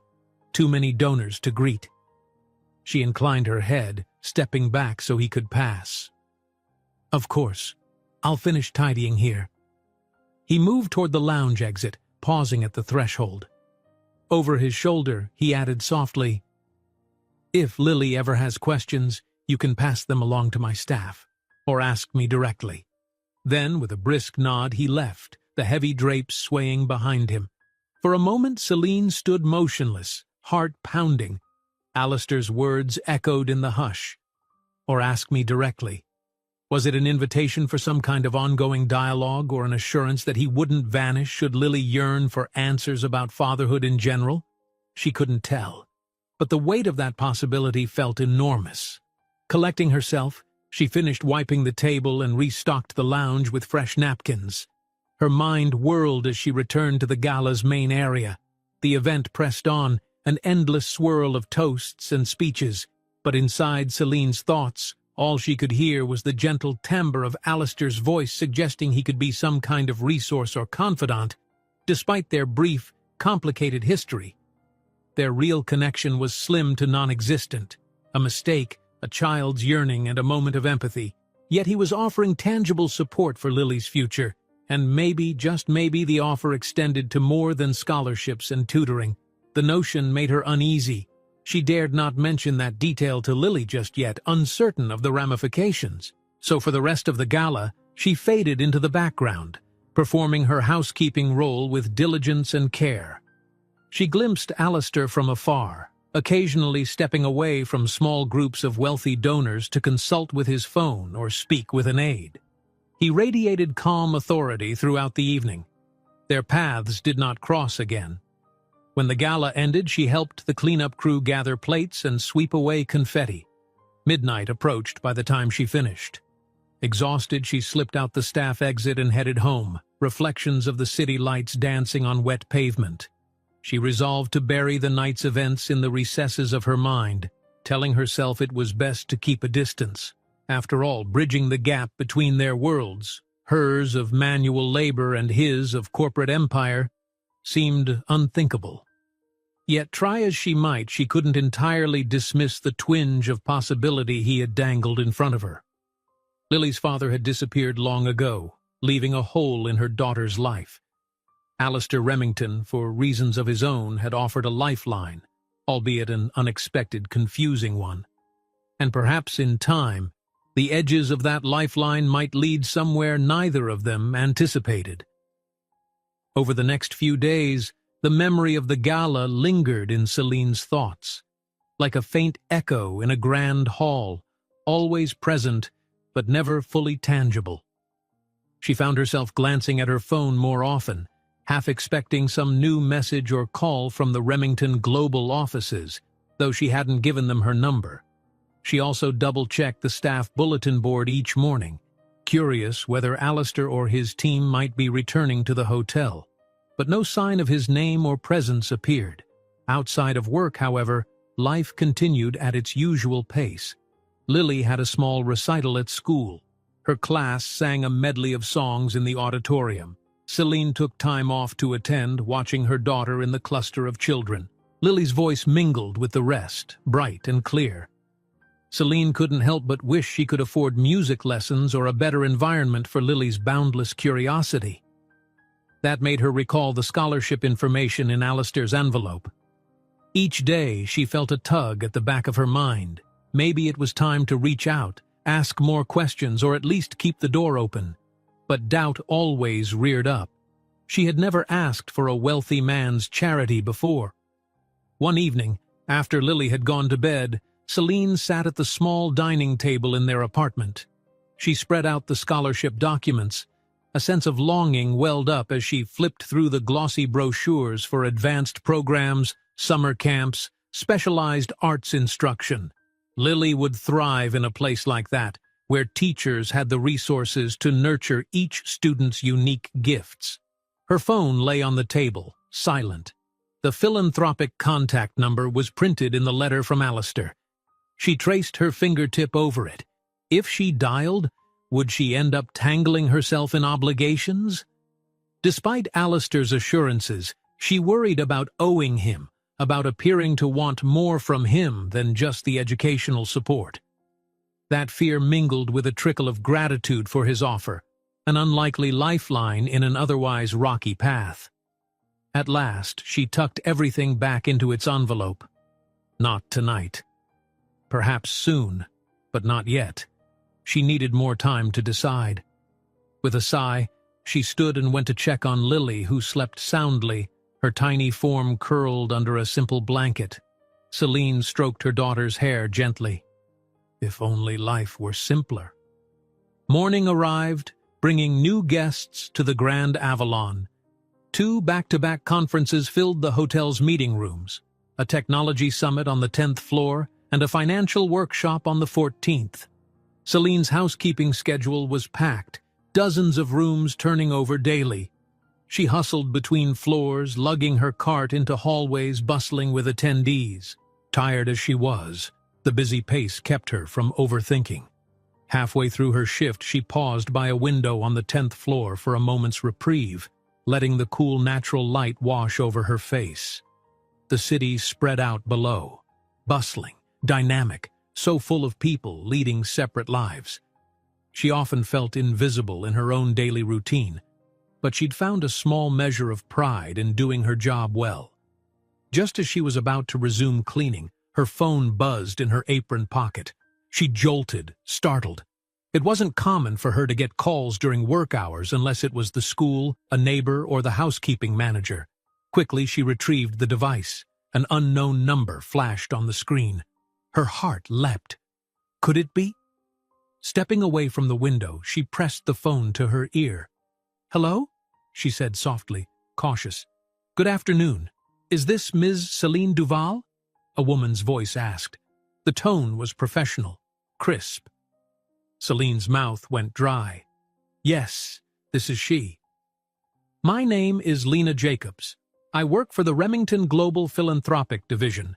Mr. Remington asked me to reach out to you personally if you were comfortable with that." She paused as though allowing Celine to speak. Celine pressed a hand over her racing heart. "Oh, yes, of course. Is everything all right?" Ms. Jacobs sounded reassuring. "All is fine. Mr. Remington wanted to check if you had any questions about the education fund we discussed at the hotel. He's aware you may need time, but he instructed me to keep a line open in case you wanted more details or assistance. Do you have a few minutes to chat?" Celine's thoughts spun. Alistair had told her to call if needed, but apparently he hadn't wanted to wait. Was this a gentle nudge, an invitation to take his offer seriously? Swallowing her nerves, she glanced around. The corridor was empty for the moment. "Yes, I can spare a few minutes," she said, her voice trembling slightly. "Wonderful," Ms. Jacobs replied. "First, let me outline how our scholarship partners operate. They're not directly run by Remington Global, but Mr. Remington is a major donor. That means we can facilitate applications to certain schools or programs with a higher likelihood of acceptance, provided the child meets basic academic criteria. We also have tutoring support and specialized extracurricular opportunities." Celine sank onto a small bench by the window, listening intently. The woman described in detail how Lily could be placed on a priority track for admissions or gain scholarships for summer camps that emphasized music, science, or the arts. The best part, Ms. Jacobs added, is that Mr. Remington covers all auxiliary costs, uniforms, travel, instruments if needed, through a private philanthropic trust, so families like yours have zero out-of-pocket expense. An ache of hope and disbelief spread in Celine's chest. That's very generous, she managed. I'm worried about the process, though. Lily has average grades, but she's bright, just shy sometimes. Are we even qualified? Absolutely, Ms. Jacobs said kindly. The programs consider potential, not just current scores. If you decide to apply, we'd do a short evaluation, but it's not meant to be stressful. It's more about gauging which environment would suit Lily best. The woman hesitated, then continued, I realize this might be overwhelming, Ms. Duval. You have no obligation to proceed. Mr. Remington just wanted you to know the door is open. The sincerity in Ms. Jacobs' tone brought tears to Celine's eyes. She cleared her throat, blinking rapidly. I appreciate it. I'm going to think carefully about it. Lily might do so well with extra support. I just want to be sure there are no unspoken conditions. Mr. Remington insisted there aren't. But, well, I come from a very different world. Ms. Jacobs gave a gentle laugh. Understandable. But rest assured, the only intention here is to help. And Mr. Remington invests heavily in child-focused charities because he believes in leveling the playing field. He grew up with certain difficulties as well, from what I understand. Celine's breath caught. So the hints of Alistair's own past were real. He had faced struggles? She wanted to pry further, but Ms. Jacobs quickly pivoted to logistics, suggesting a possible phone consultation next week to discuss Lily's interests. They exchanged contact details. Ms. Jacobs left the line open for any follow-up, and soon the call ended. For a long moment, Celine just sat there, phone in hand. Something inside her heart swelled, equal parts hope and unease. She felt as though Lily's future had shifted from black and white to vibrant color in an instant. The question remained. Could she truly accept Alistair's help without letting it reshape everything? With a sigh, she rose, depositing her phone in her apron. Duty called. More rooms to clean, and only a short window left in her shift. She mentally filed away Ms. Jacobs's number, deciding that she would at least tell Lily about the possibility. Her daughter deserved to have a choice in this too. That evening, after picking Lily up from the neighbors, Celine prepared a simple dinner, pasta with tomato sauce. While Lily ate, humming a tune from her recital, Celine watched her with pensive eyes. Eventually, Lily caught her mother's gaze and tilted her head. "Mama, is something wrong?" Lily asked, sipping water from a plastic cup. Celine mustered a smile. "Not exactly wrong. I got a call today from someone who knows Mr. Remington. Remember I told you he helps with kids' schools?" Lily's eyes lit with curiosity. "The man in the fancy suit?" "Yes, him. Well, he's offered us a chance for you to maybe go to a different school someday. One with more music or art classes, maybe smaller classes, tutors if you need them." Lily blinked, setting down her fork. "Really? That sounds amazing, but why would he do that?" "Because your innocent hug touched something in him," Celine thought. But she only said, "He helps lots of kids, I guess. It's a charity. You're not sure you want to leave your friends, though, right?" She forced a casual tone. "We don't have to decide soon." Lily pursed her lips, thinking. Then she offered a shy grin. "If it means I can learn piano more, like the one he had in his room, maybe it'd be nice. But I'd miss my friends." Celine reached over, gently tucking a strand of hair behind Lily's ear. "That's why we can talk it over. We'll see if it's even possible." "Okay," Lily replied, with a little excitement dancing in her eyes. "You said you saw him at the party. Did he say hi to you?" Celine nodded slowly. "Yes, Just for a moment. He was polite. Something in Lily's expression brightened further, as if the man's courtesy validated her dream of him being a kind figure. "That's good," she said quietly. They finished dinner, and Lily went to her room to prepare for the next school day. Celine, left alone with the dishes, felt a swirl of relief and new worries. Lily clearly admired Alistair, even if her daddy fantasy had ended. Accepting his assistance might deepen that admiration or confuse her again. But the chance to give her child a better future overshadowed those doubts, at least for the moment. By the time she tucked Lily into bed, Celine had resolved to at least speak with Ms. Jacobs again. She would gather all the details, no commitments yet, and see if a new school year or summer program was possible. Alistair's resources might be a blessing that she simply couldn't refuse anymore. In bed, Celine stared at the ceiling, her mind a tempest of thoughts. She recalled Ms. Jacobs's hint about Alistair's difficulties growing up. Could that be why Lily's paternal longing resonated with him so strongly? He had said he understood a life missing something, a father, a stable family. She wished she could peer behind his calm facade for answers. Sleep arrived in slow increments, and with it came a faint dream. Lily playing a grand piano on a stage, bright lights illuminating her youthful face, while in the distant shadows, Alistair watched with a reserved smile. Celine tried to join them but found her feet stuck as though in quicksand. When she jolted awake at dawn, the dream's vivid image lingered, stirring both anticipation and trepidation. Morning found her packing Lily's lunch in a paper bag, determined to keep the day normal. But the lingering spark inside her chest was hard to ignore. If Alistair Remington wanted to help Lily find her potential, then maybe, just maybe, she could open the door a fraction wider. After all, neither of them could predict where it might lead. But the promise of a new possibility glimmered all the same. A crisp morning sun lit up the Grand Avalon's lobby, its beams streaming through the glass doors as hotel staff moved briskly about their tasks. At the reception desk, well-dressed guests checked in and out, while a steady current of conference attendees bustled past. Celine watched the swirl of activity from behind her housekeeping cart, trying to stay focused on the day's assignments. Yet her thoughts kept drifting to the phone call from Ms. Jacobs. One part of her mind buzzed with excitement at the possibilities for Lily's education. Another part nagged with worry. What if stepping into Alistair Remington's philanthropic world meant stepping into his personal orbit too often? She recalled Lily's hopeful eyes whenever the topic came up and tried to remind herself that this was all for her daughter's sake. "Celine," called the housekeeping manager, approaching with a printed sheet.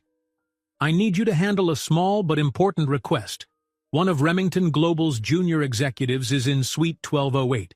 She asked for a thorough housekeeping refresh and possibly some assistance with unpacking event materials. She has boxes. Says she's part of Mr. Remington's philanthropic branch. Might be that Ms. Jacobs lady?" Celine's heart jolted. The name Jacobs sprang to mind. "Yes," she said, clearing her throat. "I'll go right away." After stocking her cart with fresh towels, toiletries, and cleaning supplies, she took the elevator up to the 12th floor. Nerves tingled in her fingertips as she knocked on Suite 1208. It felt surreal to think she might be meeting, face to face, the same woman who had spoken so encouragingly about Lily's future. "Come in," a voice called from inside.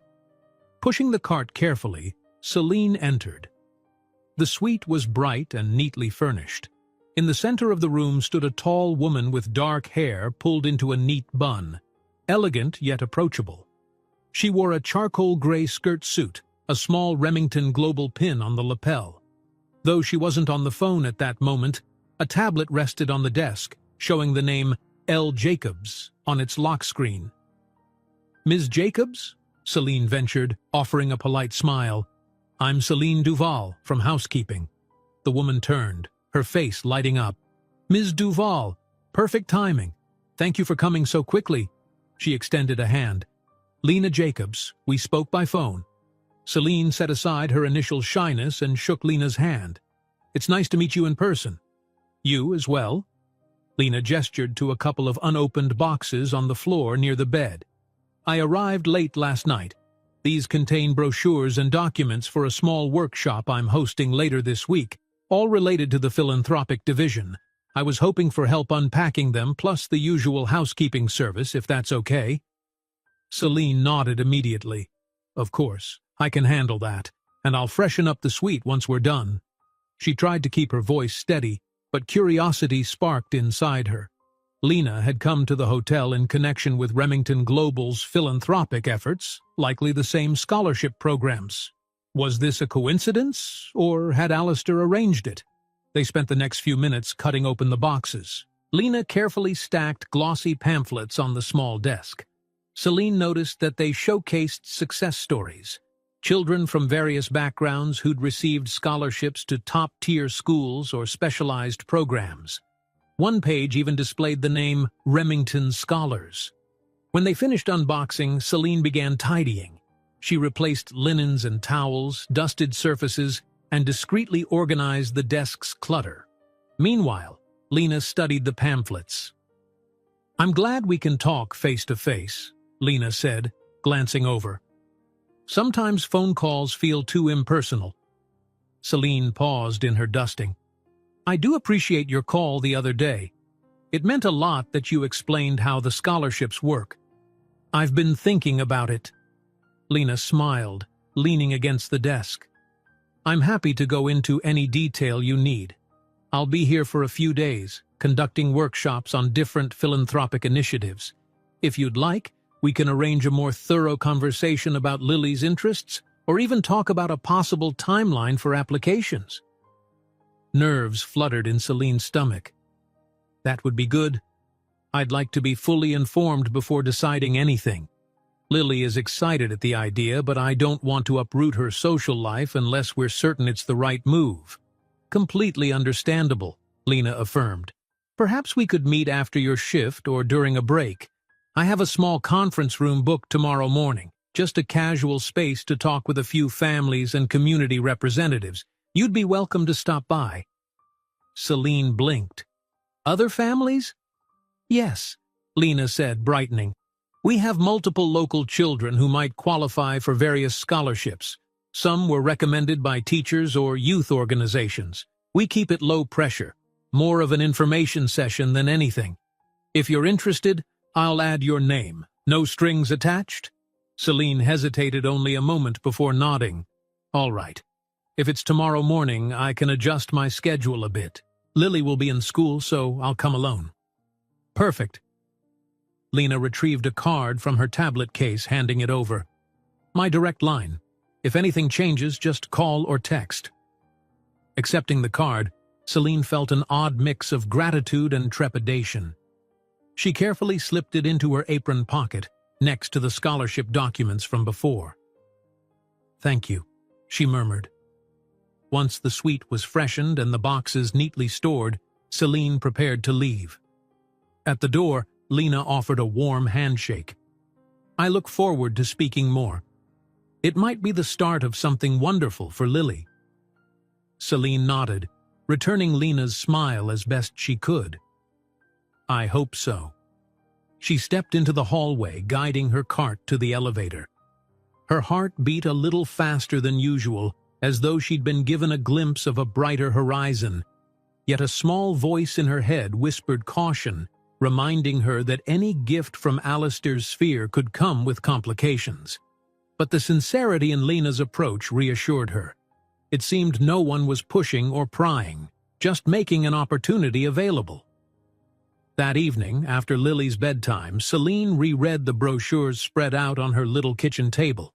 She had tomorrow's plan: talk to Lena, get more specifics, possibly fill out preliminary forms, though she wasn't certain she'd go that far. She resolved to share any new information with Lily afterward. If it all seemed legitimate and comfortable, they'd decide together. The following morning, Celine arranged for her housekeeping manager to grant her a short break around 10 a.m. He agreed, as long as she covered her assigned rooms in the afternoon. Heart skittering with excitement, she made her way to the small conference room on the mezzanine level. Through glass doors, she saw a modest setup, a few chairs around a table, a projector turned off in the corner. Lena stood near the window, chatting with a man in a crisp shirt who held a stack of papers. Two other individuals, likely parents, sat in chairs, flipping through pamphlets. Celine entered quietly. Lena greeted her with a wave. "Ms. Duval, wonderful, please take a seat." She introduced the others in the room, Mr. and Mrs. Alvarez, who were investigating scholarship help for their son, and Ian, a philanthropic coordinator who assisted with application processes. "We're just finishing general explanations," Lena explained. "Then we can address individual questions. It won't take long." Celine settled into a seat, noting how relaxed the atmosphere was. The Alvarezes looked equally relieved to find a down-to-earth environment rather than some intimidating corporate setting. Lena showed a short slideshow describing the Remington Scholars Program's range, from covering private school tuition to specialized arts programs or even advanced sports training. She emphasized that acceptance or refusal of any assistance was entirely optional, with no consequences either way. Then, one by one, they discussed each family's hopes. The Alvarezes spoke of their teen son's talent for robotics, but their local school lacked funding for a robotics club. Ian explained that the philanthropic trust had partnerships with a STEM-focused academy. Celine listened with interest, absorbing the process. When Lena turned to her, she felt a wave of nerves. "Ms. Duval," Lena said gently, "could you share a bit about Lily's interests?" Celine wet her lips, glancing at the other parents. "Well, she's 8.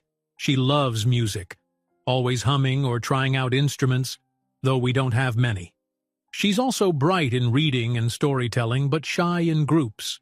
I think she'd flourish with more personal attention. Our neighborhood school is, well, it's decent, but classes are large. She doesn't get specialized instruction." Lena nodded. "That's exactly the kind of need we can address. We have a few partner academies that emphasize music and the arts, starting from an early age."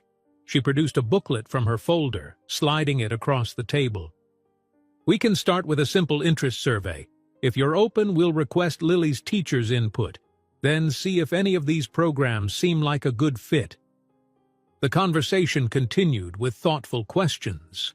Ian detailed how, if Lily were accepted, the philanthropic trust would cover not only tuition, but also potential piano lessons or choir workshops. The more Celine heard, the more her heart soared, imagining Lily's face if she could learn piano with actual guidance. By the end, she found herself filling out a preliminary form with Lily's basic information. She wrote carefully, pen trembling in her hand, as though each letter might rewrite their future. When the session concluded, the Alvarezes left with new hope for their son's robotics dreams. Celine lingered a moment, gathering her courage. She approached Lena and Ian as they tidied the materials. "There's something I want to be sure about," she murmured. "Mr. Remington, he's the key sponsor, right? There's no hidden catch if we proceed with all this?" Lena and Ian exchanged knowing smiles. It was a question they likely heard often. "No catches," Lena assured. "Mr. Remington is very strict about these scholarships being purely supportive. No future payback required, no working for him scenario. He believes if children succeed, that's good for society overall." Ian added softly, "He was once a scholarship kid himself, from what we've gathered. Doesn't talk about it publicly, but we know he values paying it forward." A lump rose in Celine's throat. That must be the reason behind his empathy. Alistair Remington, the unstoppable CEO, might have started out with struggles similar to Lily's in some way. It explained so much. The gentle look in his eyes when Lily called him Daddy. The earnestness behind his philanthropic approach. "I see," Celine said, voice hushed. "Thank you for clarifying." "Of course," Lena replied, patting Celine's shoulder. "Take your time. We're here for any follow-up steps."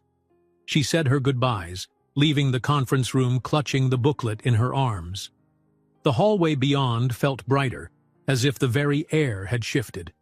In the elevator heading back to her housekeeping duties, she smoothed a hand over the booklet's cover.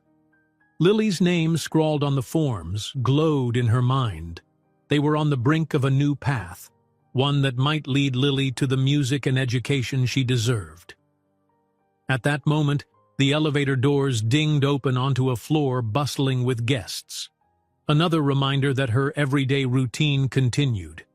She parked the forms in her locker before resuming her cleaning shift, determined to keep them safe from curious eyes. No rumors, no questions from co-workers, just quiet optimism. That evening, after Lily's homework was done, Celine carefully explained the meeting. Lily listened, wide-eyed, absorbing the idea that she could study piano or join a small choir if she enrolled in a special program. "But we won't know if you get accepted for a while," Celine cautioned. "And it might mean leaving your current school." Lily considered this seriously. "I like my friends, but I really want to learn piano. I promise I'd still visit them, Mama." A surge of maternal pride and protectiveness washed over Celine. "We'll decide carefully. We're not rushing. But I did fill out the form to see if we qualify." Lily's face broke into a radiant grin, and she threw her arms around Celine's waist. "Thank you, Mama," she said. Excitement vibrating in her small frame, Celine's heart clenched with emotion. "We'll see what happens," she whispered, hugging her back. As Lily scampered off to get ready for bed, Celine sank onto their worn couch, letting relief and hope mingle in equal measure. Yes, they were stepping further into Alistair Remington's philanthropic domain, but if it could give Lily a future shining with possibility, then how could she refuse? She glanced at her phone. No messages from Alistair or Ms. Jacobs. Perhaps that was best. Tomorrow would be another day. The next step in a gentle chain reaction started by one innocent hug in a hotel lobby. And as she turned off the lights, drifting into a peaceful night, she felt more certain than ever that Lily's dream of music might indeed come true, no matter how distant their worlds once seemed. Days stretched into a week, and cautious hope settled over Celine and Lily like a soft, guiding light. Each evening after dinner, Lily would ask a little question about the scholarship, what music programs might be available, whether they'd teach her to read sheet music, if there would be a chance to learn other instruments too. Celine tried to answer calmly, reminding Lily they hadn't received confirmation yet, but inside she marveled at how a possibility once unthinkable had so quickly become the center of her daughter's daydreams. During work hours at the Grand Avalon, Celine found her routine largely unchanged. Fresh sheets, vacuum lines on the carpet, neat rows of toiletries in the bathrooms. Yet she carried a new sense of purpose, as though each chore was paving the way toward a brighter future. She kept in occasional contact with Lena Jacobs by text, updating her on Lily's school records or teacher references. Lena promised to reach out once the philanthropic committee made a preliminary assessment. Celine also couldn't help wondering if Alistair himself would resurface. In staff corridors, she sometimes heard snippets about Remington Global's corporate moves, a new acquisition here, a rumored merger there, but no direct mention of him returning to the hotel. Part of her breathed relief, less chance of fresh rumors. Another part felt a strange twinge of curiosity or perhaps longing to speak with him again, to thank him face to face for igniting this opportunity for Lily. That sentiment surfaced one morning when, finishing her shift, she spotted one of Alistair's personal assistants near the hotel reception. He was tall and lean, wearing a dark suit with the Remington Global pin on his lapel. A new face, not one she'd seen in Alistair's usual entourage. The assistant seemed to be conferring with the front desk staff about a reservation. For a moment, Celine's heart leapt. Was Alistair checking in again? But she quickly overheard mention of a future date weeks away for a business summit. No immediate sign of him then. Still, the sight of that small lapel pin, so synonymous with Alistair's empire, made Celine pause in the lobby's periphery. a swirl of memory flashed. Lily hugging the CEO's leg, Alistair's calm vow that she and her daughter wouldn't face repercussions, the gentle letter offering educational help.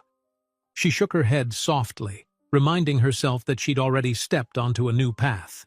She didn't need to see him again to appreciate it. Back at her apartment that evening, Celine set about making a simple supper, chicken stew with vegetables, Lily's favorite. Lily appeared in the kitchen doorway, holding a piece of paper with a broad grin. "Mama, I got something from Ms. Lena at school today. She had it delivered to my teacher." Celine's brows rose. "Really? Show me." Lily handed over a bright flyer decorated with musical notes and a small Remington Scholars logo. It announced a half-day Arts Discovery Workshop taking place on Saturday at a local performing arts center.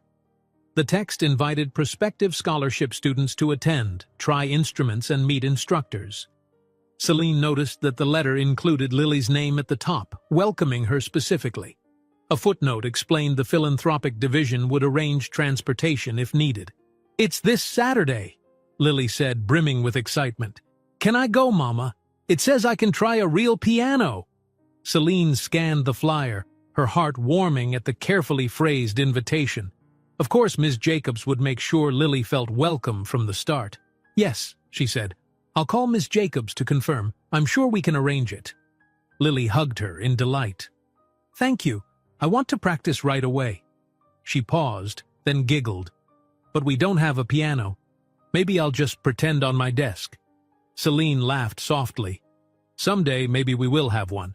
For now, your desk will do." They finished dinner amid Lily's chatter about all the instruments she might test on Saturday. Piano, violin, maybe even a harp if they had one. Celine tried not to let worry creep in. What if Lily loved it, then discovered the scholarship process was more selective than they assumed? Or what if the environment intimidated her? But she didn't voice these concerns to Lily, who was too thrilled imagining her music-filled future. Once Lily was asleep, Celine dialed Lena's number. She got voicemail, so she left a brief message thanking Lena for the flyer and confirming Lily's interest. The next morning, Lena replied with a warm text. "So glad Lily is excited. We'll handle the logistics. A driver can pick her, and you, if you'd like, up on Saturday at 9:01 a.m. We'll be done by 1 p.m. Let me know if that suits." Celine texted back that she would accompany Lily, naturally, and 9 a.m. was perfect. Her schedule at the hotel allowed her weekends off, so it posed no conflict. Saturday couldn't come soon enough for Lily. Meanwhile, Celine rode a subtle emotional wave, equal parts eager and anxious, aware that stepping further into these invitations bound them more closely to Remington Global's philanthropic arm.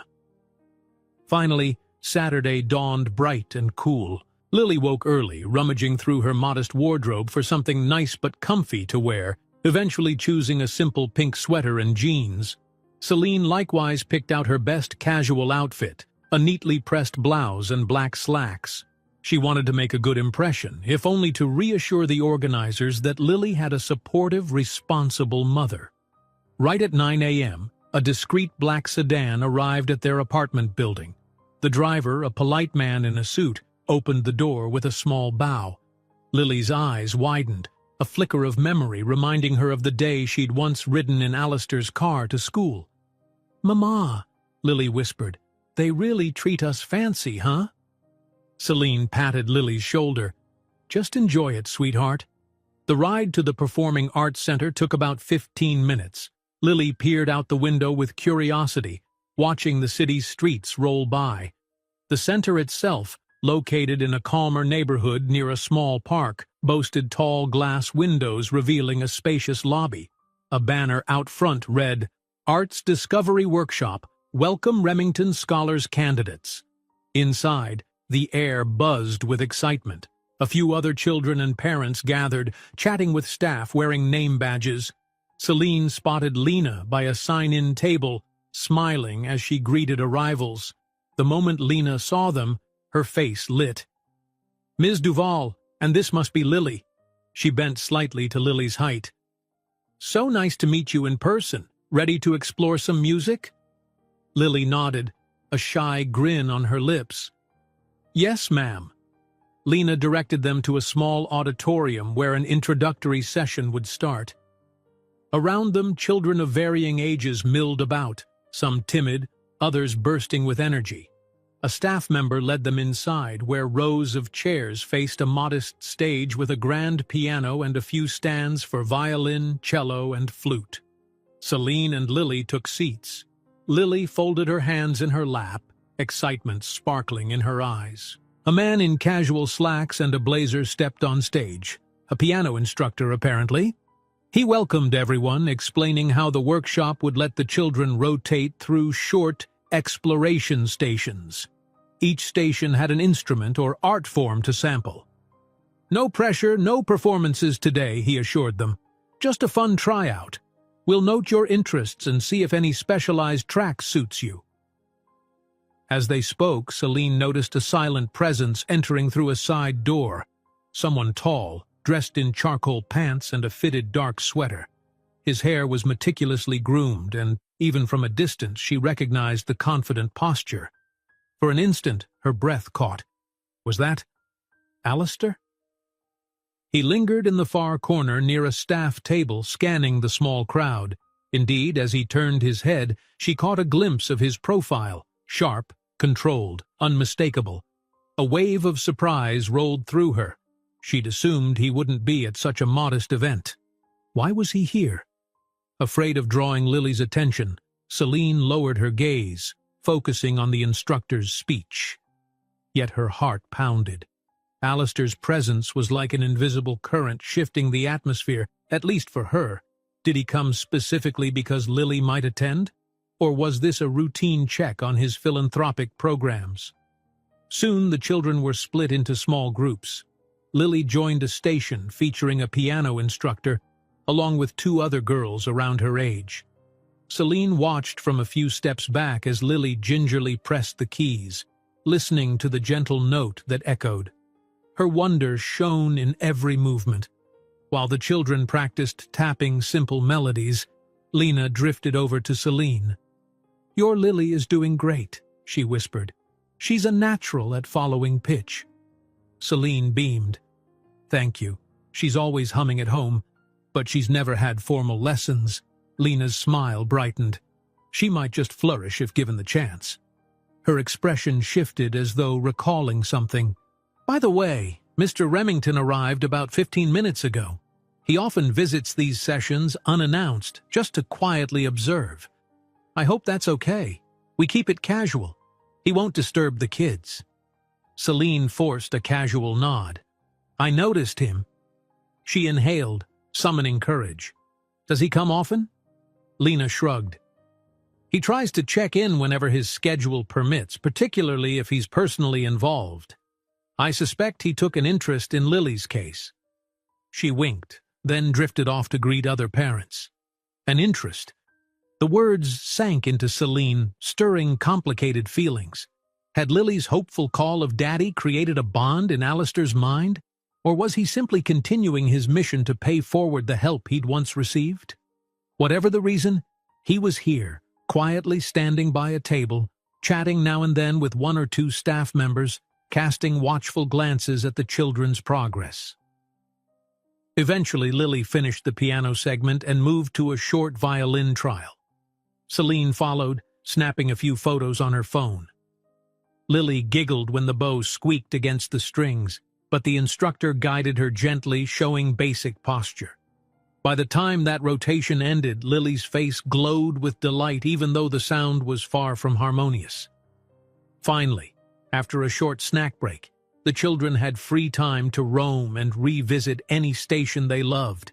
Lily dashed back to the piano. Celine trailed behind, content to watch from a distance. And then, unexpectedly, Alistair stepped closer, still quietly observing.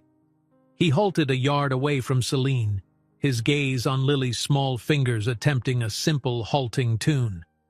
"She's determined," he remarked softly, not quite meeting Celine's eyes. "I can see the spark." Celine's breath hitched. "Yes. She's never had a real piano before, but she's fascinated." Alistair nodded, slipping his hands into his pockets. He wore no tie or suit jacket this time, yet retained a dignified air. "So you decided to pursue the scholarship?" She folded her arms, heart thumping. "I was hesitant at first, but yes, this might give her a chance to discover something she loves."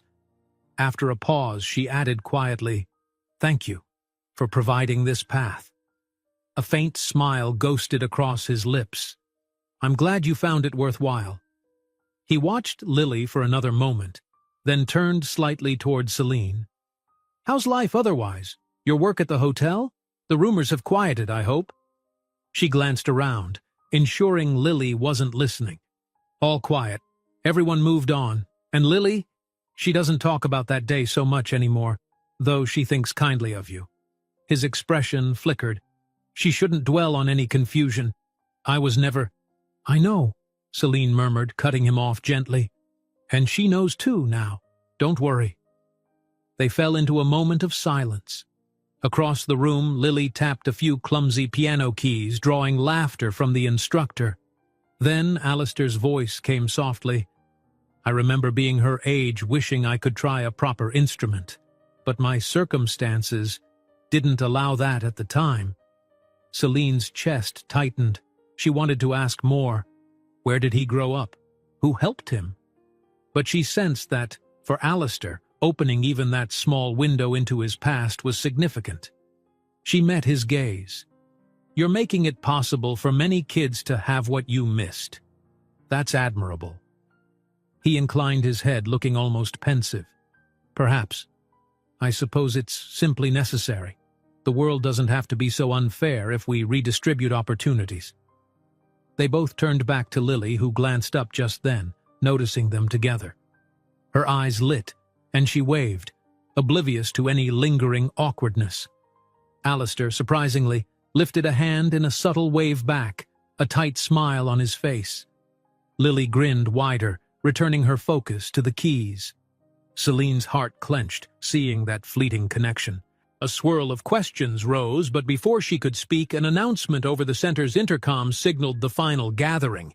Children and parents were asked to regroup in the auditorium for a brief closing. Alistair nodded to Celine, stepping away. She exhaled slowly, still processing. The workshop ended with the instructors thanking everyone for attending. Lena made a short speech about follow-up. "If your child enjoyed these stations, we'll discuss next steps for scholarships or specialized lessons. No hurry, just an open invitation. Feel free to contact us anytime." Applause followed, and parents began collecting their children. Alistair stood near the exit, quietly chatting with a few staff. Lily spotted him as she exited the auditorium, and for a split second, she looked unsure, as if recalling the moment she once called him Daddy. But she mustered courage and simply said, "Thank you, Mr. Remington. I really liked the piano." He placed a gentle hand on Lily's shoulder, giving a small nod. "I'm happy to hear that. Keep practicing any chance you get." Lily, beaming, said, "I will." Then she scurried back to Celine's side. Celine offered Alistair a grateful smile. He returned a subtle nod, and just like that, he was off, striding toward the center's lobby where a driver waited. The moment felt fleeting, yet warm. A glimpse of what might have been if Lily's father had stayed in her life, or if Alistair and Lily truly were family. Soon, Lena approached. "So, did Lily have fun?" "She loved it," Celine confirmed. "Thank you for making us feel welcome. She'll definitely want to continue." Lena seemed pleased. "Fantastic. We'll schedule a meeting in a few weeks to evaluate scholarship placements. Meanwhile, keep encouraging her. She has a good ear for pitch," the instructor said. With heartfelt thanks, Celine and Lily left, stepping into the crisp outdoor air where their driver waited. During the ride home, Lily buzzed with excitement, describing every instrument she'd touched, every musical term she'd learned. Celine listened, her heart brimming with pride and a wistful ache. She replayed Alistair's quiet sincerity, how he waved at Lily and acknowledged her budding passion. Was this the last time they'd cross paths? Or would the next phase of Lily's scholarship journey bring him into their lives again? As they approached their apartment building, Lily asked suddenly, "Mama, do you think Mr. Remington will come to watch me if I ever do a piano recital?" Her chest constricted. "I don't know, darling. He's very busy. But maybe, if you invited him and the timing worked, he might?" Lily fell quiet, pondering. Then she smiled. "I'd like him to hear me play someday." Celine stroked Lily's hair gently, uncertain how to balance reality with her daughter's hopeful spirit. But one thing felt certain. The door Alistair had opened, a door of educational possibilities, was no mere promise. It was blossoming into a real future for Lily. And as Celine tucked her daughter into bed that night, she whispered a prayer of thanks for the unexpected turn their lives had taken. Still, she couldn't shake the sense of standing at a precipice where every new step carried a risk of emotional entanglement, of disappointed hopes, or of letting Lily become too attached to a benefactor who wasn't truly her father. She promised herself she'd tread carefully. But for now, she allowed Lily's bright, happy dreams to shine unclouded, fueled by the gentle kindness of a man named Alistair Remington, who once was a child in need himself. Soft evening light streamed through the windows of a modest rehearsal studio, illuminating rows of folding chairs set up in front of a small, upright piano. Parents whispered among themselves, some perched anxiously, others snapping quick photos. On the makeshift stage, a handful of children, scholarship candidates who had spent the past few weeks exploring music, prepared for their first informal recital. For several, it was the first time they'd play piano, violin, or flute in front of an audience. In the front row, Celine sat with hands clasped tightly in her lap, heart racing.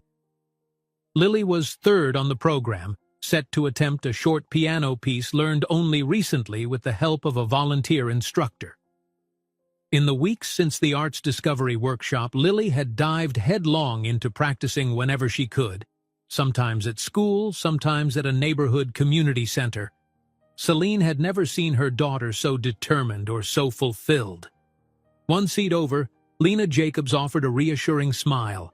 She leaned in to whisper, "She'll do just fine. This is just a casual gathering to let the kids show what they've learned." Celine nodded, nerves fluttering. She scanned the small crowd. Most of the seats were filled by friends and relatives of the children. A few philanthropic organizers hovered near the back, including Ian, who quietly checked names off a clipboard. And near the doors, Celine glimpsed a familiar figure, tall and reserved, dressed in a tailored but understated suit, Alistair Remington. Though many of the other parents had no idea who he was, Celine recognized him instantly. He stood at the periphery, speaking in low tones to a staffer. Catching Celine's eye, he acknowledged her with the barest tilt of his head. She gave a small smile, trying not to stare. At Lily's mention weeks earlier, "Do you think Mr. Remington will come watch me play?" Celine had only half believed it was possible, but here he was, fulfilling that quiet promise. Emotions welled in her chest. The small recital began. The first child, a boy studying cello, bowed out a halting tune, earning gentle applause. Next came a girl attempting a short scale on violin, screechy but brave. Applause again, parents cheering every note. Then the volunteer instructor called Lily's name. Celine's pulse spiked. Lily stepped onto the small stage wearing a neat skirt and blouse, hair pinned back from her face. Her brown eyes scanned the small audience. She seemed momentarily breathless, but the volunteer teacher placed a comforting hand on her shoulder, ushering her toward the piano bench. Soft murmurs rippled through the room, parents and staff all leaning forward to watch. Celine exhaled, urging calm. Lena reached over and squeezed her hand. At the back, Alistair shifted, sliding into a seat by the door, posture straight, focus trained on Lily. On stage, Lily settled on the bench, placed her fingers on the keys. The piece was simple, just a short melody with a gentle chord progression. For a few bars, her hands trembled, a missed note here and there. But then she found her rhythm, playing each measure in time, the notes forming a fragile, lovely tune that drifted across the small space. Celine's eyes filled with tears at the sight of her daughter's determined concentration. Her lips parted slightly as she counted silently. When Lily completed the final chord, the room erupted into heartfelt applause, small but sincere. She glanced up, blinking in surprise at the warmth of the response. A radiant smile broke across her face. Celine rose to her feet, clapping hard enough that her palms stung. Lena, Ian, the volunteer instructor, they all joined in, beaming. And near the door, Alistair's hands came together in measured applause. The expression on his face, a gentle pride mixed with something deeper, caught Celine's eye. Blushing furiously, Lily stood, gave a small bow that the instructor had shown her, then hurried off stage. She made a beeline for Celine, who swept her daughter into a hug. "You were wonderful," Celine whispered, her voice thick with emotion. "I messed up a note in the middle," Lily murmured sheepishly. Celine cupped her cheeks. "Nobody cared. They loved it. So did I." Lena bent down to offer Lily a congratulatory pat on the shoulder. "Keep practicing that piece, and soon you'll play it perfectly." Lily nodded, cheeks flushed with happiness. She looked past Celine, spotted Alistair in the rear. A moment of uncertainty crossed her face. Should she say something or leave him alone? Celine, noticing Lily's hesitation, gave a gentle nudge. "Go on if you want to say hello," she whispered. Summoning courage, Lily navigated the rows of chairs, approaching Alistair, who had stood to let another parent pass. He spotted Lily and paused, letting a staffer go ahead without him. The rest of the parents and children bustled around, preparing for the next performer. Lily looked up at Alistair, voice timid but clear. "Thank you for coming, Mr. Remington." Alistair dipped his head. "Thank you for letting me listen. You played very well, especially for a first recital." A shy smile tugged at Lily's lips. "I'm going to practice every day. Next time, I'll play something harder." He returned a faint smile, warmth touching his usually cool eyes. "I have no doubt." He hesitated, then added gently, "Remember that your future is limitless if you keep that determination." Lily nodded earnestly. "Yes, sir, I will." Then, with a final grin, she hurried back to her seat, eager to see the next child's performance. Celine watched the exchange from afar, her heart squeezed by the tenderness of the moment. She saw Alistair glance her way briefly, an unspoken understanding passing between them, that Lily's journey had only just begun, and they both played roles in supporting it, albeit from different vantage points. The recital continued for another half hour, culminating in a short group chorus where the children sang a sweet tune. Parents clapped, took photos, then mingled over light refreshments. The volunteer instructors congratulated each child, handing out small certificates of participation. Lily proudly clutched hers, eyes shining. While Lily chatted with another girl about their nerve-wracking moment on stage, Celine stepped to the side, retrieving her coat. To her mild surprise, Alistair approached, weaving gracefully through the departing crowd. He paused, a respectful distance away. "She did well?" he said simply. Celine nodded, hugging her coat. "She's never been so happy." "Thank you." His expression flickered, a quiet acceptance of gratitude. "I'm pleased she's found something she loves. Lena tells me they're pushing her scholarship paperwork to the next stage. Everyone agrees her potential is clear." Celine's heart fluttered. "That's good news. I still can't believe how quickly things have changed." He exhaled, glancing at the children laughing in the corner. Time does move quickly when opportunities surface. For me, it felt like overnight I went from small-town anonymity to an elite school, thanks to a sponsor. But it also had its challenges. She sensed the weight of his words, his guarded reference to the adversity he once faced. Gently she ventured, "I suppose change can be overwhelming. We're ready, I think, though I worry about upending Lily's life. She'd leave her old school, her friends. Alistair's eyes flicked with understanding. That's natural, but in my experience, if the child is excited and the mother supportive, the transition can be positive. Lily won't lose her old friends if you help her stay connected. Celine nodded, letting relief settle in. I just want to do right by her. You are, he said firmly, then paused. By the way, I'll be traveling again soon, but if you ever need direct help, you have my staff's contact. Or if Lily's teacher wants resources, it can be arranged. Don't hesitate. Celine's lips curved in a soft smile. I appreciate it. Your generosity has changed her life. His shoulders tensed slightly as though unused to heartfelt gratitude.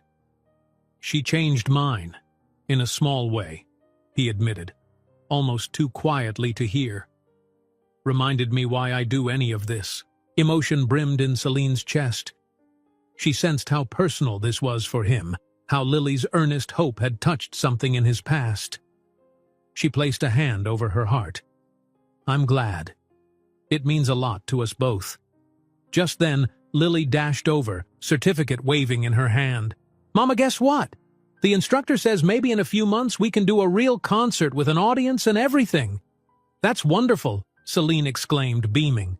Lily, noticing Alistair, quickly added, Would you come too, Mr. Remington? Caught off guard, he looked at her uncertainly. If I'm in town, He glanced at Celine as though for reassurance. She gave a slight nod, smiling softly. Then yes, he finished with more conviction. I'd like to hear you play. Lily's grin stretched wide, and she nodded enthusiastically. I'll practice extra hard. They heard the volunteer instructors announcing the space would close soon. Parents began trickling out. Lily scampered off to gather her coat and say goodbye to newfound friends, while Alistair murmured an excuse about checking on some philanthropic business. I'll let you two head home, he said. It was good seeing you. Celine thanked him once more, and Alistair slipped away, offering a final nod. She watched him stride across the studio, stepping outside into the fading twilight. Her heart felt both full and uncertain, tethered to a man who had unexpectedly become a guiding figure in Lily's life. Not a father in the literal sense, yet providing the paternal support Lily had once yearned for in her mistaken hug. They left the rehearsal space soon after, Lily humming the melody she'd played. The driver who had brought them was waiting, courtesy of the philanthropic program. As the car pulled away, Lily nestled into Celine's side. Mama, she murmured, voice drowsy but content. I'm really happy. Celine brushed a hand through Lily's hair, eyes damp with gratitude. I know, sweetheart. Me too. Streetlights flitted by in golden blurs as they returned to their modest neighborhood. Climbing the stairs to their apartment, Celine replayed every note of Lily's short piano piece in her mind, recalling Alistair's subtle applause and kind words. Some corners of her heart still worried about leaning on his resources, but the day's events proved that generosity could transform a child's confidence and unleash her potential. In their apartment, Lily set her certificate on the kitchen table like a prized trophy. She had no father at home, but she had a mother determined to stand beside her, and, unexpectedly, the distant presence of Alistair Remington, whose own childhood pains fueled a mission to uplift others. It was an unconventional thread connecting their worlds, yet it shone with promise. When Lily drifted off to sleep, Celine sat alone for a while in the warm hush of the living room. She stared at the certificate, thinking how far they'd come since that day Lily clung to Alistair's leg, calling him Daddy in the hotel lobby. A single, innocent moment had sparked a chain of events that neither she nor Alistair could have predicted. Tomorrow would bring new challenges, lessons, scholarship forms, potential acceptance letters. Celine vowed to handle it all with open eyes, ensuring Lily's heart stayed grounded and safe. Whatever role Alistair might continue to play, one truth was clear. Lily's dreams were no longer confined to imaginary pianos. She had real keys to press, real notes to discover. Celine rose and quietly placed Lily's certificate in a drawer along with the scholarship papers. Then she flicked off the overhead light, letting the gentle glow of a bedside lamp cast warm shadows. A small smile curved her lips as she thought of the final chord Lily had played tonight, a chord that rang with hope, echoing through their once-shadowed world. So they had arrived at the close of one chapter in their story, yet the melodies ahead stretched full of endless promise.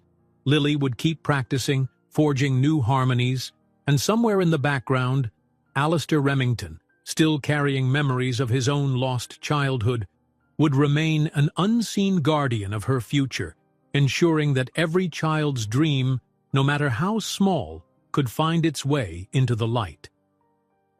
Thus ended their tale for now, a tale born from a single unexpected hug in a hotel lobby. A mistake, some would say, but one that illuminated paths none of them had dared to imagine. And sometimes, in life's grand symphony, the sweetest harmonies emerge from such unplanned notes. If you enjoyed this story, don't miss the next one.